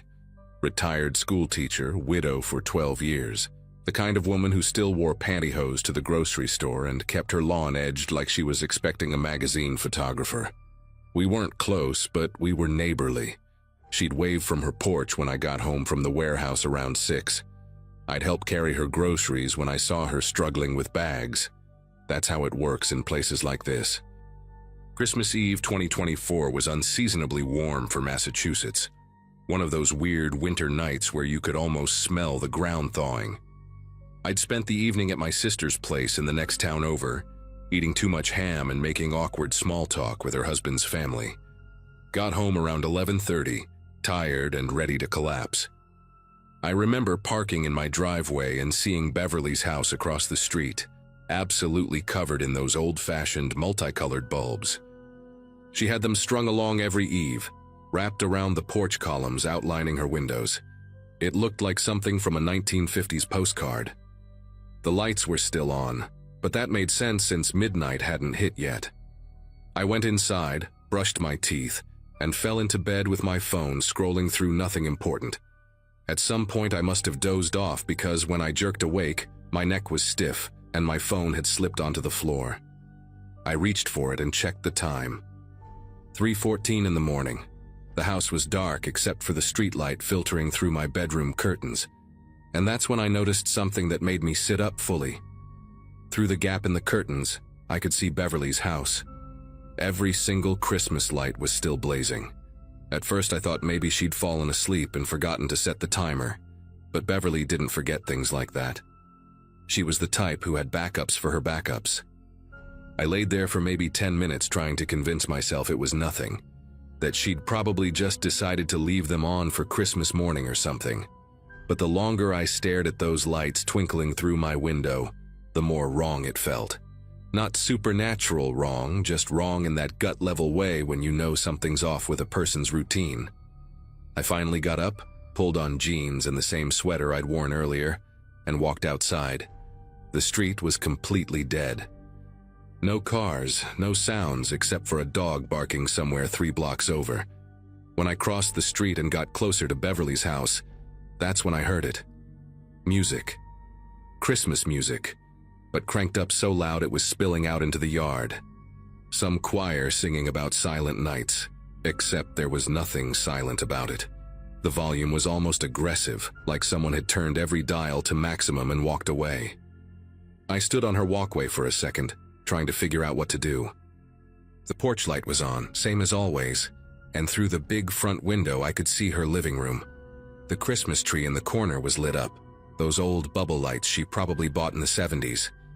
Everything looked normal except for the music. I walked up the 3 steps to her porch, and that's when I saw it. The front door wasn't closed all the way. It was open maybe 2 inches, just enough that the jam wasn't catching, and when I got close I could feel warm air leaking out into the night. My first thought was that she'd been robbed, that someone had broken in and hurt her. My second thought was that I should call the cops and not go inside, but you know how it is when you're standing there in the moment. I called out her name instead. Beverly? Miss Hutchins? Nothing except that choir blasting away about peace on earth. I pushed the door open a little wider, enough to stick my head in, and called again. The house smelled like pine needles and something else, something sweet. Cinnamon maybe, or nutmeg. The hallway was empty, the music coming from somewhere deeper inside. I stepped all the way in, leaving the door open behind me in case I needed to run. The music was coming from the kitchen, I could tell now. One of those old CD players, probably, stuck on repeat. I moved through the hallway slowly, past the stairs and the living room entrance, and when I turned the corner into the kitchen, I stopped dead. The table was set for breakfast. Not just set, but arranged like she was expecting company. 2 plates, 2 coffee mugs, 2 cloth napkins folded into triangles. There was a plate of cinnamon rolls in the center, the kind from the bakery on Lexington Avenue, still in their cardboard container. One of the mugs had coffee in it, and when I touched the ceramic, it was barely warm, like someone had poured it maybe 30 minutes ago and then just left. The other mug was empty and clean. On the counter, the coffee maker was still on, the pot half full, the burner light glowing red. I turned it off without thinking, some automatic response to seeing something left running. That's when I noticed the CD player on top of the refrigerator, one of those old boombox things from the 90s. The same 3 songs were cycling over and over, and the volume knob was turned all the way to the right. I reached up and turned it off, and the silence that followed was somehow worse than the noise. I could hear the refrigerator humming, the clock on the wall ticking, my own breathing. I called out again, louder this time. "Beverly, are you here? It's me from across the street." My voice sounded strange in the quiet house, too loud and too thin at the same time. I walked through the downstairs, checking the living room, the dining room, the little bathroom under the stairs. Nothing. No signs of a struggle, no overturned furniture, no broken windows.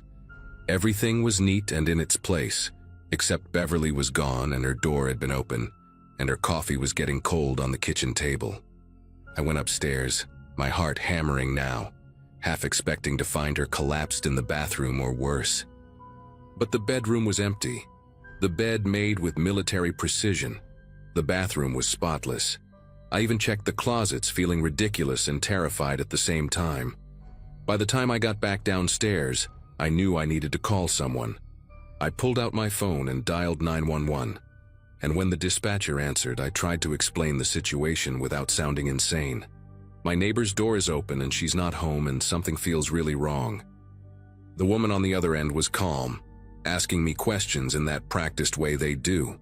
Had I been inside? Yes. Had I seen any signs of forced entry? No. Was the neighbor elderly? Yes, 79. Could she have gone to stay with family? Maybe. But her car was still in the driveway. I checked through the kitchen window that looked out to the detached garage, and her old Buick was sitting right there behind the glass door. The dispatcher told me to wait outside and that officers were on their way. I went back out to the porch and stood there under those blazing Christmas lights, watching the empty street and trying to make sense of what I'd seen. That breakfast table kept replaying in my mind. 2 plates. Why 2 plates? The police showed up maybe 15 minutes later. 2 cruisers rolling down the street with their lights off so they wouldn't wake the whole neighborhood. 4 officers total, and I recognized one of them from the hardware store. A guy named Jeff something who always bought the same brand of work gloves. I explained everything again while they walked through the house with flashlights, even though all the lights were on. They were in there for maybe 20 minutes, and when they came out, the older one, a sergeant with gray hair and a thick mustache, asked me when I'd last seen Beverly. I told him yesterday afternoon, around 4, when she was bringing in groceries. He wrote that down in a little notebook. Then he asked if I knew anything about her having visitors lately, or if she'd mentioned going anywhere. I said no, that we didn't talk much beyond hello and small talk about the weather. That's when the younger officer, a woman with her hair pulled back tight, mentioned something that made my chest tighten. She said a couple of neighbors had reported seeing Beverly arguing with someone in her driveway 2 days ago, on December 23rd. A man. They didn't know who.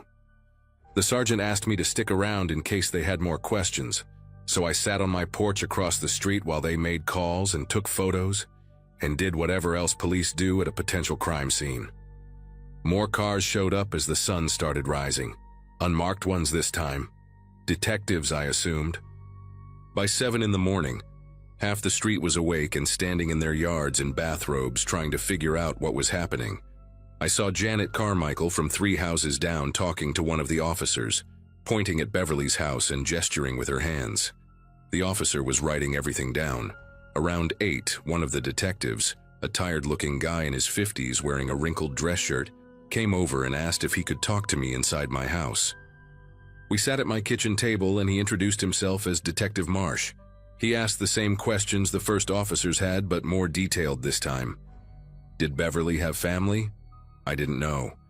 Did she seem depressed or confused lately? Not that I noticed. Had I ever seen anyone visiting her regularly? Just the lawn guy in summer and someone who looked like a nephew maybe once or twice. Then Marsh asked me about the man in the driveway. I told him I hadn't seen anything, that I worked until 6 most days and must have missed it. He nodded and flipped through his notebook, and that's when he told me something that made everything click into a horrible kind of sense. The man Beverly had been arguing with was identified by 3 separate neighbors. His name was Colin Pritchard, and he was basically Barrington Falls royalty.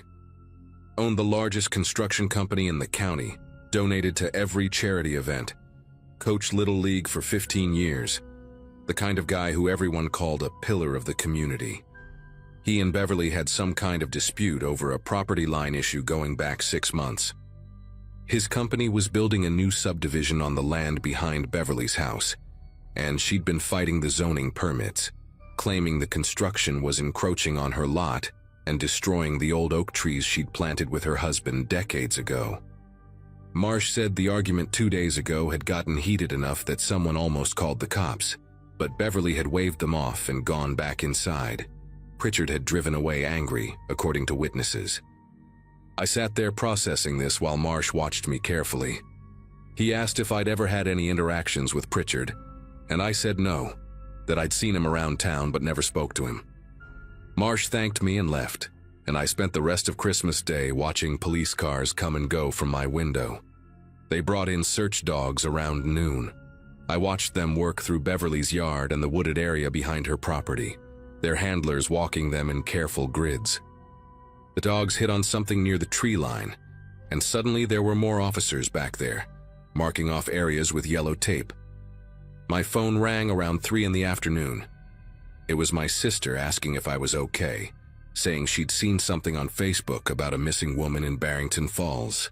I told her I was fine, and that I'd call her later. I couldn't stop thinking about those 2 plates on the table. Had Beverly been expecting Pritchard? Had he come back on Christmas Eve to talk things through, and something had gone wrong? The truth came out piece by piece over the next week, and it was worse than I'd imagined, but also exactly what you'd expect from a small town covering for one of their own until they couldn't anymore. The dogs had found Beverly's scarf in the woods, along with disturbed soil that led cadaver dogs to a shallow grave 30 yards into the tree line behind her property. They found her body on December 27th. The medical examiner determined she'd been killed by blunt force trauma to the head, likely in her own driveway before being dragged into the woods. Pritchard's story fell apart within 48 hours. Security footage from a neighbor's Ring camera showed his truck parked on the street at 11:30 on Christmas Eve. Phone records showed Beverly had called him that evening, probably trying one last time to resolve the property dispute before the holidays. Witnesses came forward saying they'd heard him at the bar on December 23rd, drunk and ranting about that old woman ruining everything and how he'd take care of it himself. He was arrested on December 29th at his office, surrounded by photos of him shaking hands with the mayor and cutting ribbons at charity events. The prosecutor said he'd likely panicked during another argument, hit her with something, maybe a piece of construction equipment from his truck, and then spent hours trying to cover it up. The breakfast table, they figured, was Beverly's attempt at peace. She'd probably invited him over Christmas morning to talk civilly, not knowing he'd already decided violence was easier than compromise. The trial happened in the fall of 2025, and I didn't go. I read about it in the paper like everyone else. Pritchard's defense tried to paint it as an accident, a tragic misunderstanding between neighbors that got out of hand. The jury didn't buy it. He got 25 years to life, and the judge made a point of saying that no amount of money or community standing puts someone above the law. The local paper ran editorials about how Barrington Falls needed to take a hard look at who it chose to trust and elevate. But you know how these things go. 6 months later, people were already talking about Pritchard's son taking over the construction company and how the family had been through enough. Someone started a fundraiser for his legal appeals. That's small towns for you. Forgiveness comes easier for some than others, especially when they've got the right last name and enough people who owe them favors. I still live across the street from Beverly's house. Her nephew sold it in the spring, and a young couple with 2 kids moved in by summer. They repainted it gray and took down all the old Christmas decorations, replaced them with those white icicle lights that look cold and modern. I haven't told them what happened there. They seem happy, and maybe that's enough. But every Christmas when I see lights on houses in the neighborhood, I think about Beverly and those multicolored bulbs blazing at 3 in the morning and that music looping endlessly in her empty kitchen.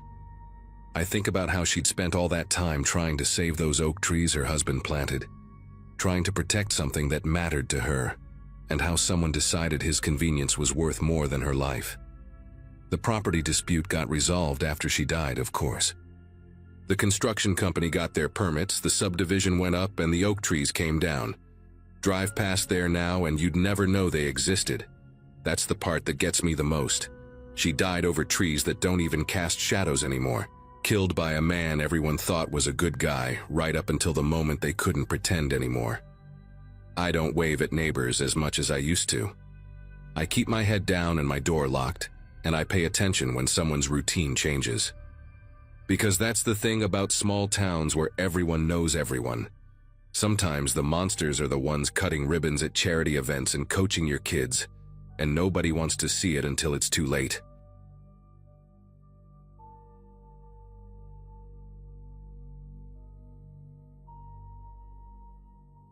Christmas morning carried that heavy, padded quiet you only get after a full night of snowfall, and my grandpa Leonard said it was the perfect time to check the back section of the property. At the time, I was 16, and trying hard to pretend I knew what I was doing with a rifle slung over my shoulder, even though he insisted I keep the safety on the whole way. Our family owned a stretch of forested land behind the old cabin, a place we mainly used for hunting and cutting firewood, and it always felt isolated in a peaceful, predictable way. That day, the cold had a strange density to it, the kind that clung to every breath and made even normal sounds feel distant. Leonard walked ahead with his slow, steady steps, humming some off-key Christmas hymn the same way he had since I was little. It was supposed to be just another simple walk, maybe an hour or 2 in the woods before heading back for lunch. Nothing about that morning gave me any hint that someone else had been on our land for a long time, close enough to watch us without being noticed. Snow dampened every footstep as we moved farther from the cabin, following an old, thin trail that only Leonard seemed able to recognize anymore. He kept pointing out fresh deer tracks, telling me to pay attention to how they curved and how the snow dipped beneath them, as if he were giving a lesson I'd remember for the rest of my life. I remember nodding along while trying to ignore the uncomfortable tug of wind sneaking through the seams of my jacket. About half a mile in, the trees thickened into a cluster of spruces so tall they felt like a wall, and Leonard slowed down. Something about the shape of the ground didn't match what he expected. A narrow indentation cut through the snow, not deep like an animal path, but straight and deliberate, with edges softened by fresh flakes. He crouched down and brushed the top layer aside, revealing compacted snow flattened by something heavier than a deer. I noticed a faint sour smell carried by the air, like damp fabric mixed with old smoke. Leonard didn't say anything at first, but the way he squinted told me he didn't like what he was seeing. We followed the strange path deeper into the spruces, moving slower now, the forest closing around us so tightly the sky disappeared above the branches. The trail widened, revealing footprints that had partially refrozen, uneven but unmistakably human, one set, leading farther in. A few yards ahead, something dark poked out behind a cluster of fallen branches. Leonard raised his hand for me to stop, then approached it carefully, using the tip of his boot to brush away loose twigs. What appeared beneath didn't look like anything I'd ever expect to find on our land. A curved sheet of tin, shaped into a half-shelter and buried under packed snow.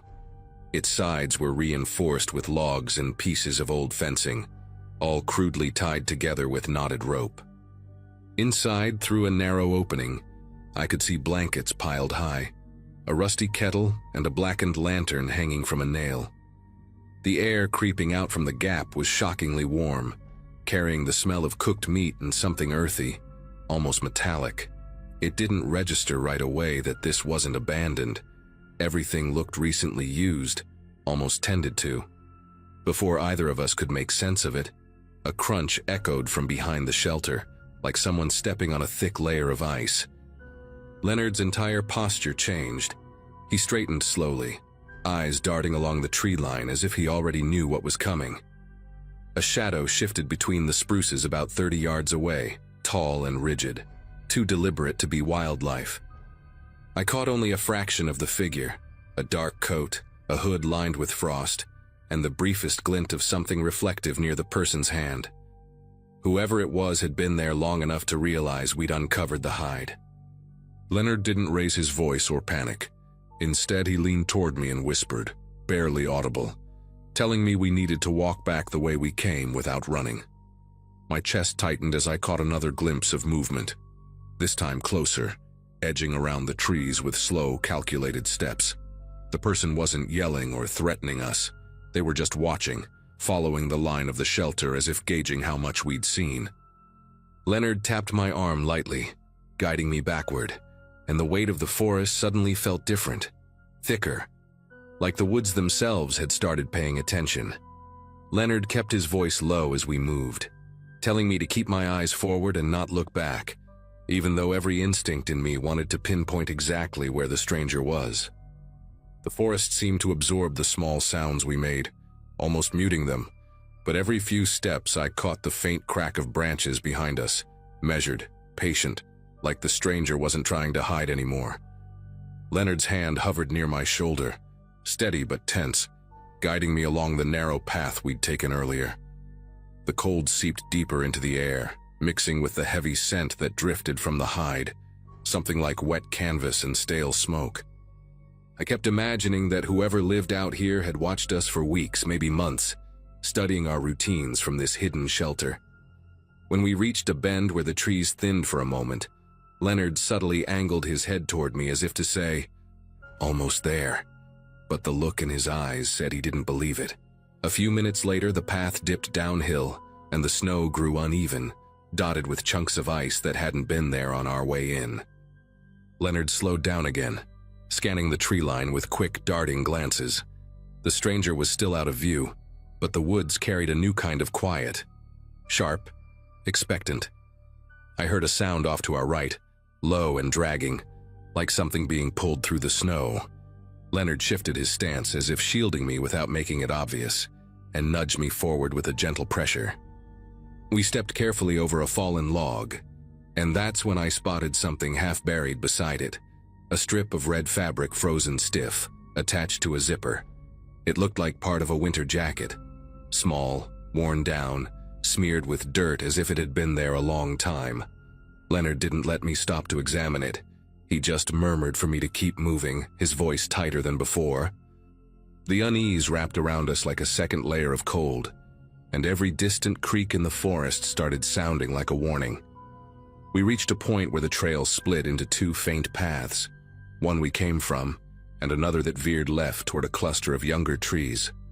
Leonard hesitated for a moment, glancing between them. That pause stretched longer than it should have, and I realized he was listening intently, trying to locate the stranger by sound alone.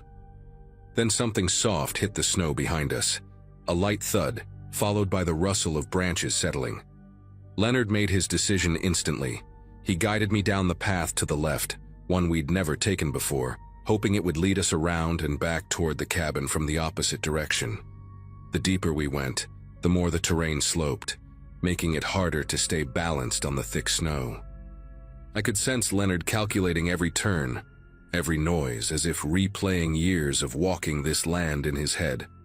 Still, The steady pattern of footsteps kept tracing us, distant but deliberate, like the stranger didn't care about leaving tracks anymore. The farther we moved from the shelter, the more the forest pressed in, branches low enough to brush our shoulders and scrape against our sleeves. My breath grew uneven, forming brief clouds that drifted upward and vanished. Leonard finally whispered that he'd noticed something earlier, small changes around the cabin that he'd been dismissing as wildlife. Wood moved near the shed, scraps of food left in strange places, footprints that melted before he could check them properly. He hadn't wanted to worry anyone on Christmas, but now everything fit together too cleanly. The stranger hadn't stumbled onto our land. They'd settled in, hidden in plain sight, inches from where we lived. As we followed the slanted path, a sharp crack echoed from behind us, louder than any before. Leonard didn't say a word, but the way his jaw tightened told me he knew we were running out of time to stay unnoticed. The slope leveled out near a cluster of old birch trees where the snow thinned, exposing patches of brown, frozen earth. Leonard slowed our pace even more, scanning for any sign that we were near the main trail back to the cabin. The air felt heavier here, almost muffled, like the forest had tucked itself inward. Then he noticed something partially hidden under a sheet of ice near one of the tree roots, a metal tin, the kind people use to store matches or small supplies.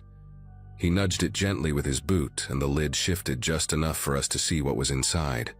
Folded scraps of newspaper lined with notes scribbled in pencil, most of them smeared and warped by moisture. One of the visible phrases mentioned a weathered cabin on the ridge, and another, barely legible, described movement near the east window. Leonard didn't let me read further. He pushed the tin back under the ice with a controlled motion, as if returning it to where it belonged, and whispered that we needed to get home as quietly as possible. We moved again, weaving between the birches, heading toward a ridge that would give us a view of the cabin if we could get high enough. The wind picked up in sudden bursts, carrying dry flakes that stung as they hit our faces. Leonard kept glancing upward, as if judging whether the stranger had climbed the ridge before us. I kept listening for footsteps, but the wind scrambled every sound, turning the forest into a swirl of shifting noises. Just as we reached the base of the ridge, something metallic clinked behind us, faint but unmistakable. Leonard tightened his grip on the strap of his backpack and motioned for us to climb fast, but quietly. We dug our boots into the snow, pushing upward while trying not to send loose chunks rolling downhill. Halfway up, I spotted a dark shape at the bottom of the slope, motionless, angled slightly as if watching the path we had just taken. Leonard whispered for me not to stop, and we kept climbing until the ridge finally opened into a flatter stretch of ground.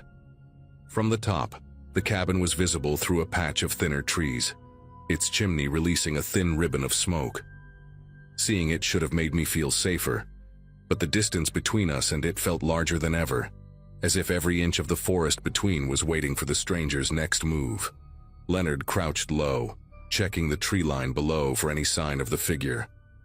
After a moment, he leaned closer and murmured that running the rest of the way might draw too much attention, but walking gave the stranger time to intercept us. Neither option felt right. The wind dipped for a moment, and in that brief silence we heard a new sound. A soft, steady tapping coming from behind a stand of pines farther down the ridge. Not loud, not hurried, just an eerie, rhythmic knock, like someone using a stick against a tree trunk. Leonard's jaw tightened again, and he motioned for us to move toward the right side of the ridge, where the trees were denser and the ground sloped gently enough to descend without sliding.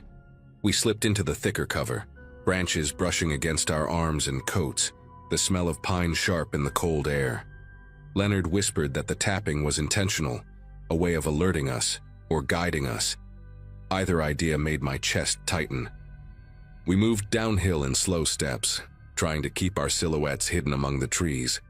Every few yards, another faint knock echoed from a different direction, as if the stranger was circling, pushing us away from certain areas. By the time we reached the lower stretch of the hill, the sound had stopped entirely, replaced by the soft whisper of snow drifting from branches overhead.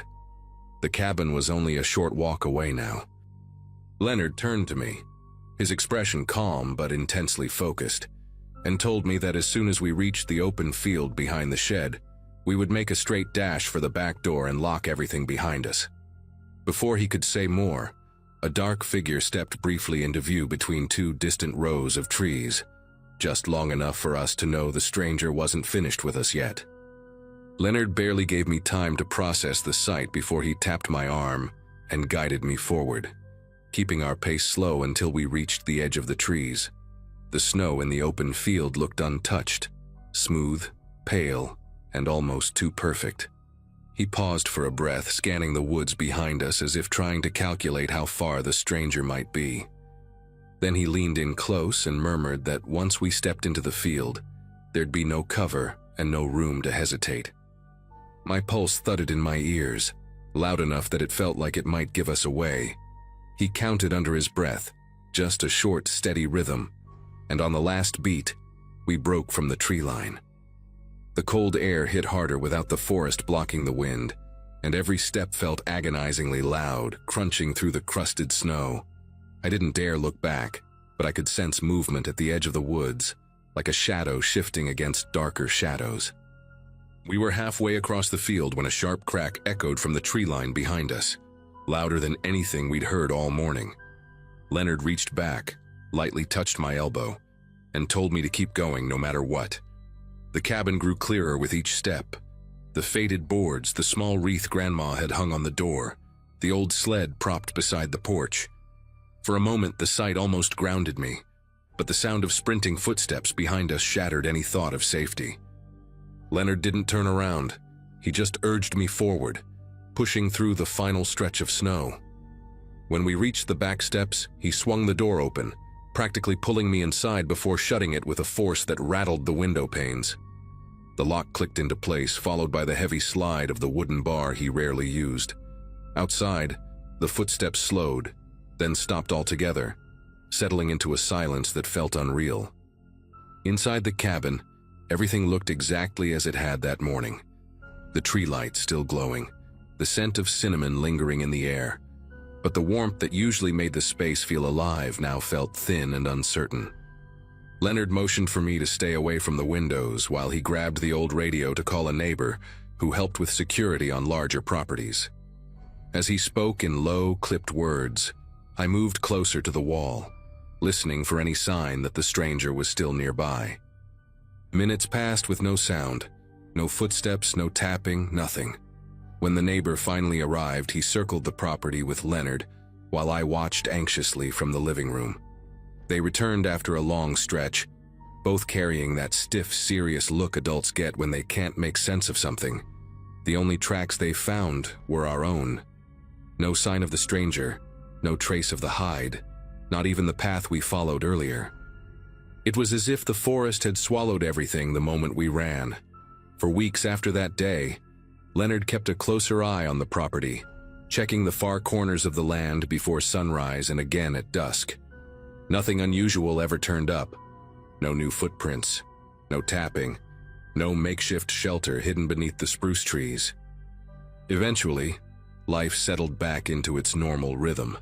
But every Christmas morning I still catch myself glancing toward the tree line, half expecting to see a figure standing between the branches, waiting. Leonard has his own way of coping. He keeps the wooden bar across the back door year-round now, even in the summer. We never talked much about what we saw or the person who watched us from the woods. But every so often, when the air gets cold enough and the forest quiets just a little too deeply, I remember the hidden tin, the notes about our cabin, and the calm, measured way the stranger followed us. And even though nothing ever happened after that day, I've never shaken the feeling that he left because he chose to, not because he was gone for good.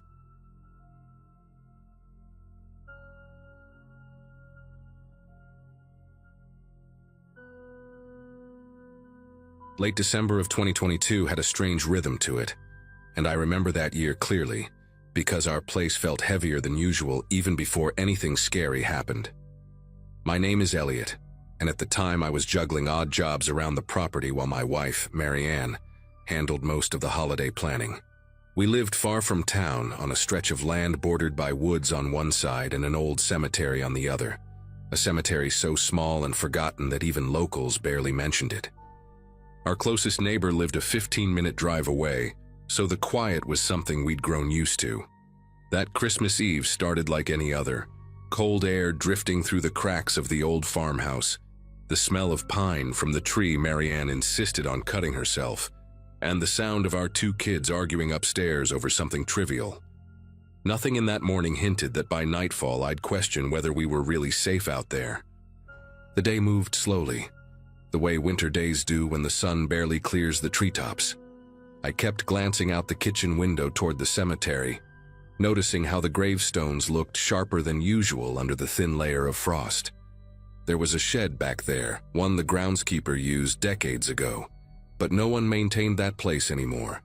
Every time I caught sight of it, I felt a kind of pressure in the back of my mind, like my brain wanted me to pay attention to it without explaining why. Marianne teased me for staring outside so much, but I couldn't shake the sense that the tree line felt too still, like the air was holding its breath. Even the usual crows that perched on the fence posts stayed away. By late afternoon, that odd stillness stretched across the yard until it felt like the world was waiting for something. Night settled abruptly, the kind that swallows everything at once, and we turned on the old string lights around the living room. The kids were already wired with excitement for Christmas morning, but I kept drifting toward the front window, checking the porch more times than I want to admit. That house had its quirks, boards that shifted in the cold, the occasional creak of the staircase, but none of the noises we heard that night belonged to the house. The first sound hit around 9, slow, deliberate steps crossing the porch, not quick like an animal, not light like someone passing by. Each step pushed down hard, pausing just long enough to feel intentional. Our dog, Jasper, lifted his head from the rug and stared at the door without making a sound, which put me even more on edge. He wasn't the kind of dog to stay quiet when strangers approached. Marianne looked at me, expecting me to go check, but before I could reach the entryway, something tapped the living room window.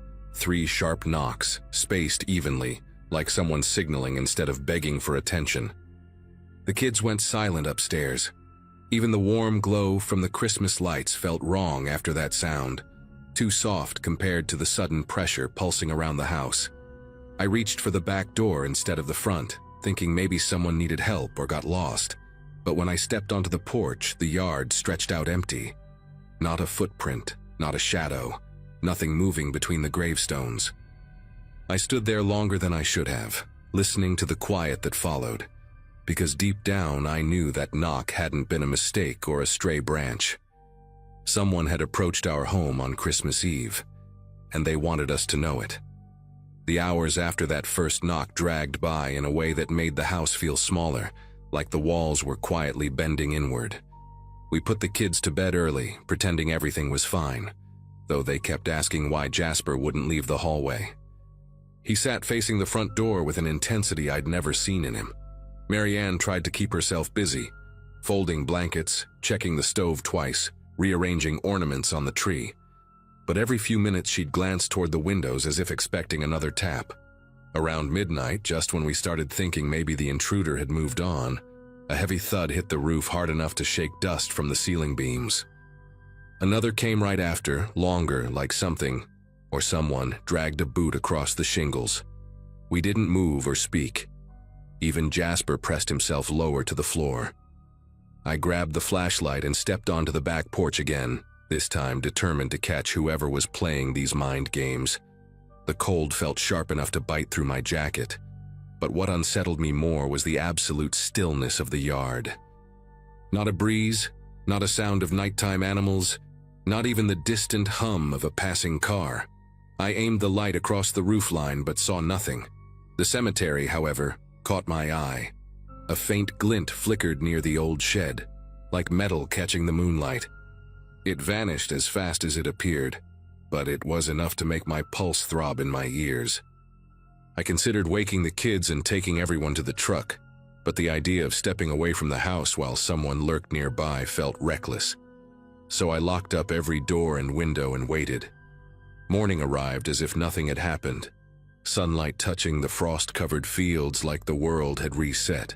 The kids ran downstairs ready for presents, completely unaware of the fear that had soaked into the night before. Marianne and I exchanged glances, both silently debating whether we should pack up and leave for a couple of days. But we didn't want to ruin Christmas. We convinced ourselves it had been an animal or the wind, even though the explanations felt flimsy. I walked out to check the property again in daylight. No footprints around the house, no debris on the roof, no sign of anyone passing through. But when I looked toward the cemetery shed, something inside me tightened. Not fear exactly, but something close to dread. The shed door, which was always swollen shut from years of weather, now hung slightly open. Curiosity pushed me across the field, despite every instinct telling me to stay away.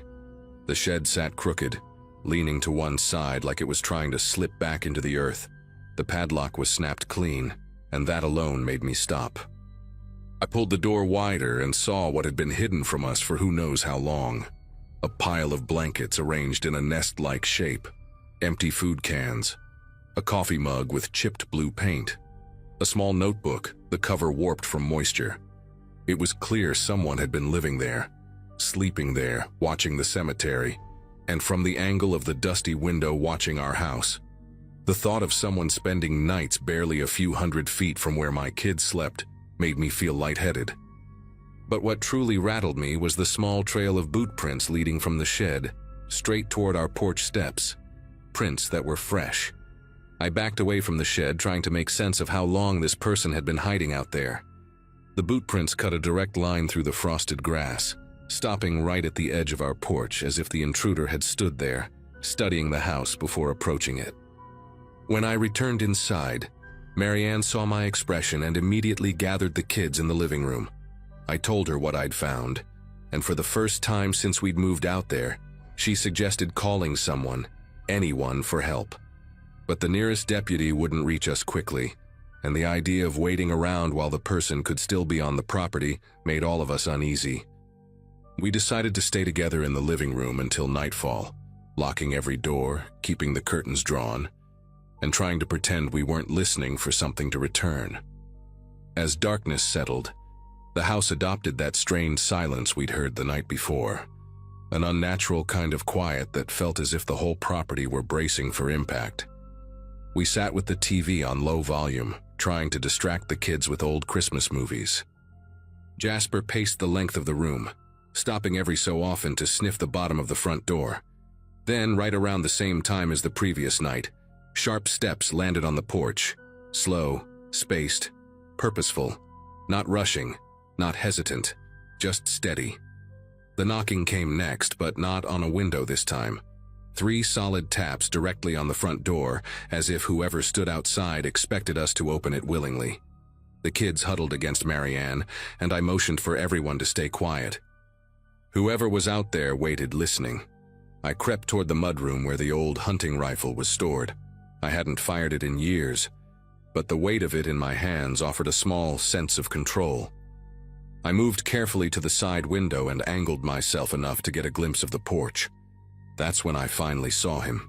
A man stood facing the door, thin, wearing a heavy jacket that looked 2 sizes too big, and holding a lantern with a cracked glass pane. His face was partly hidden by a scarf pulled high on his cheeks, but his eyes were fixed on the house with an intensity that churned my thoughts. I didn't confront him. Instead, I shouted that I was armed and calling the authorities. The moment the words left my mouth, he broke into a frantic run, cutting across the yard toward the cemetery as if he knew the terrain better than we did. I chased him only far enough to ensure he was really leaving. By the time I reached the field, he'd vanished behind the shed. We packed up that same night and drove to Marianne's sister's house, refusing to spend another minute out there until someone checked the cemetery grounds. Deputies later found signs of long-term shelter, food wrappers, a sleeping bag, and footprints matching the ones on our porch, but no trace of the man himself. They suggested he was drifting through the area, using the abandoned shed whenever winter hit. We moved out the following spring.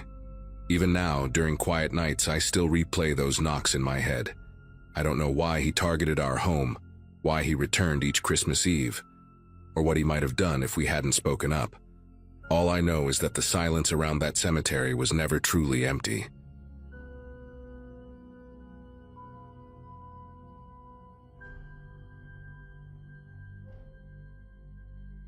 Most years, the holiday season used to be the only time our office felt remotely warm. I'd been working there for about 3 years, handling invoicing and vendor emails, nothing remarkable, just predictable enough to give a strange comfort. During December, though, the whole place shifted. Fake garlands taped to cubicles, cheap cookies on every surface, and people pretending they liked each other more than they actually did. I remember arriving at the Christmas party that night with the usual mix of reluctance and politeness, trying to blend in without attracting attention. I talked to a few coworkers, grabbed a plastic cup of punch, and kept my distance from the louder groups.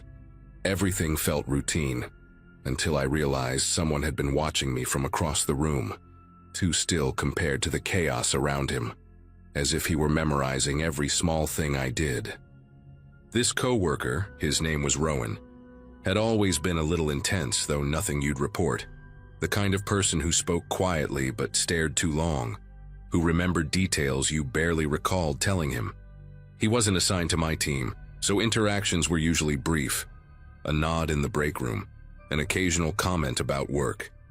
I used to chalk up his oddness to social awkwardness, something harmless. But that night, the way he hovered near the snack table with that fixed attention made the back of my neck tighten. When I moved, he shifted. When someone blocked his view, he tilted his head until he had a clear line again. It wasn't dramatic enough for anyone else to notice, but I felt a steady pressure building, like being monitored too closely in a room full of people pretending everything was festive. At some point, I stepped away from the main area to get fresh air near the hallway where the office stored decorations and spare chairs. It was quieter there, dimmer, the kind of place no one lingered long because the overhead light buzzed faintly. I figured I'd take a minute, check a few messages, and return once my energy reset. I hadn't been there more than 10 seconds when footsteps approached, slow, deliberate. Before I could turn fully, Rowan stood at the entrance of the hall, blocking the only exit. He smiled in a way that made the whole moment feel staged, rehearsed even. Then he started talking rapidly, saying he just needed a private moment, and that he'd been trying to talk to me for weeks. His voice had a strange rhythm, like he'd practiced every sentence until it lost any normal tone. I told him we could talk out in the open with everyone else, but he stepped closer, narrowing the space.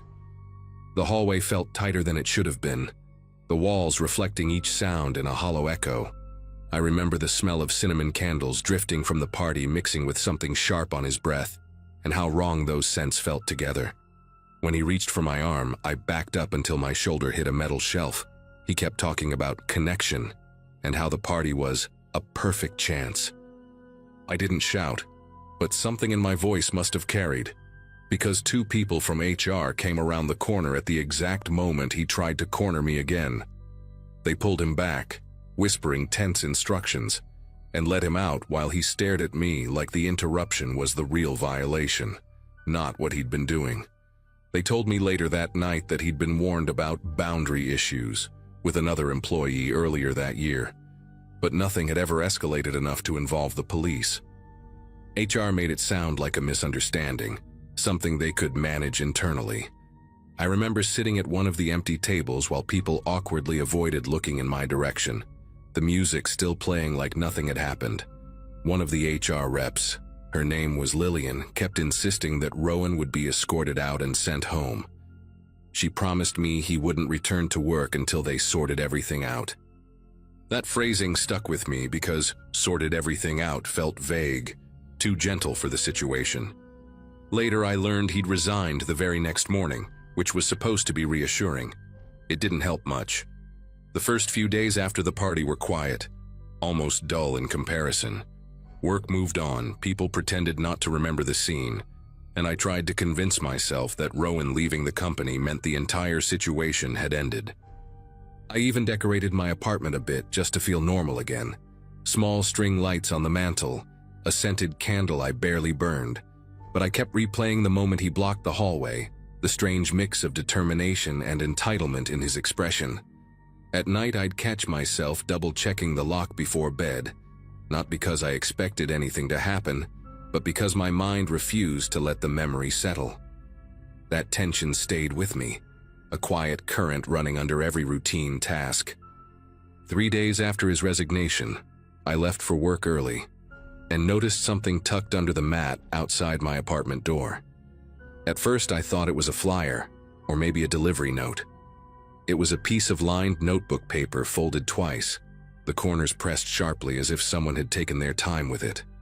Inside, the handwriting leaned heavily to the left, small and compressed, the ink darker at certain points like the pen had been held too tightly.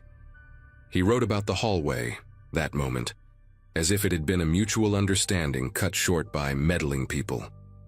He described watching me leave the office that night, following at a distance because he needed to be sure. I got home safely. I read the note 3 times, each pass making the words sink deeper until the fear turned from abstract to something solid. I called the police, of course. They came, took photos, and asked the usual questions. One of the officers suggested I might want to stay with a friend for a few nights just in case. Another mentioned that without a direct threat, there wasn't much they could legally do beyond filing a report. Their presence helped, but only while they were standing there. Once they left, the apartment felt too quiet, too exposed despite the locked windows. I kept thinking about how he'd known which door was mine, how long he'd been outside before slipping the note under the mat. That night, I slept on the couch with the TV on low volume, not because I expected to wake up to something terrible, but because silence made every small sound feel like it had a purpose behind it. 2 days later, another note appeared, this time on the inside of my building's front entrance, wedged between the metal frame and the glass. I hadn't seen anyone outside when I left for work, but the paper was dry despite the light rain that morning, which meant he'd likely placed it early, maybe before sunrise.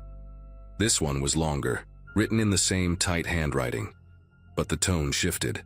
He wrote about leaving the company as if it had been a sacrifice he made for our future interactions, a phrase that made my chest tighten in a way I can still recall perfectly. He mentioned details about my commute that I'd never shared with him, like the small shortcut I took behind a row of townhouses to avoid traffic. He wrote that he'd walked the same path, wanting to understand the rhythm of my mornings. Reading that line made the hallway outside my apartment feel unnaturally still, like the building itself was waiting for my next move. I gave that note to the police as well. They took it more seriously than the first one, especially when I explained that Rowan had never known where I lived. One of the officers recommended adding a security camera, and I did it that same afternoon. The installation guy chatted while he worked, joking about holiday deliveries and porch pirates, totally unaware of how badly I needed the distraction. When the camera finally clicked on, showing the feed on my phone, I felt a fragile sense of control return, thin, but better than nothing. That night I watched the live feed more than I watched the actual TV.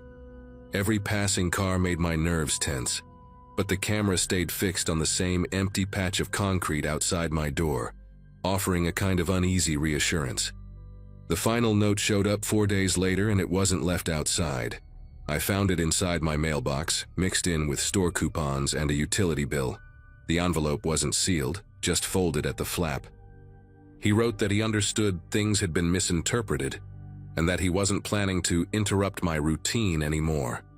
The phrasing was calm, almost polite, which somehow felt more disturbing than the earlier messages. At the end, he wrote one last line, short, uneven, as if written quickly. "This was never supposed to scare you." That sentence stayed with me more than anything else, because it revealed a kind of certainty on his part, a belief that he'd been justified the whole time. But the part that really unsettled me was the timestamp he'd scribbled at the bottom, 4:12 a.m. That meant he'd been near my building in the middle of the night, close enough to place the note quietly without waking anyone. After that, everything stopped. No more notes, no more sightings, no unexpected sounds in the hallway that made me hesitate before checking the peephole. The police increased patrols near my street for a week, and the camera never picked up anyone matching his description. Weeks passed without incident, then months. Life slowly rearranged itself into something that resembled normal. But I still think about those notes, especially the last one. People assume the worst part is the fear you feel in the moment, but it's not. It's realizing how easily someone can step into your life, how quietly they can observe, and how their disappearance leaves a different kind of silence behind, one that never quite feels honest. Even now, every December, I catch myself checking the hallway before unlocking my door, half expecting another folded piece of paper waiting for me.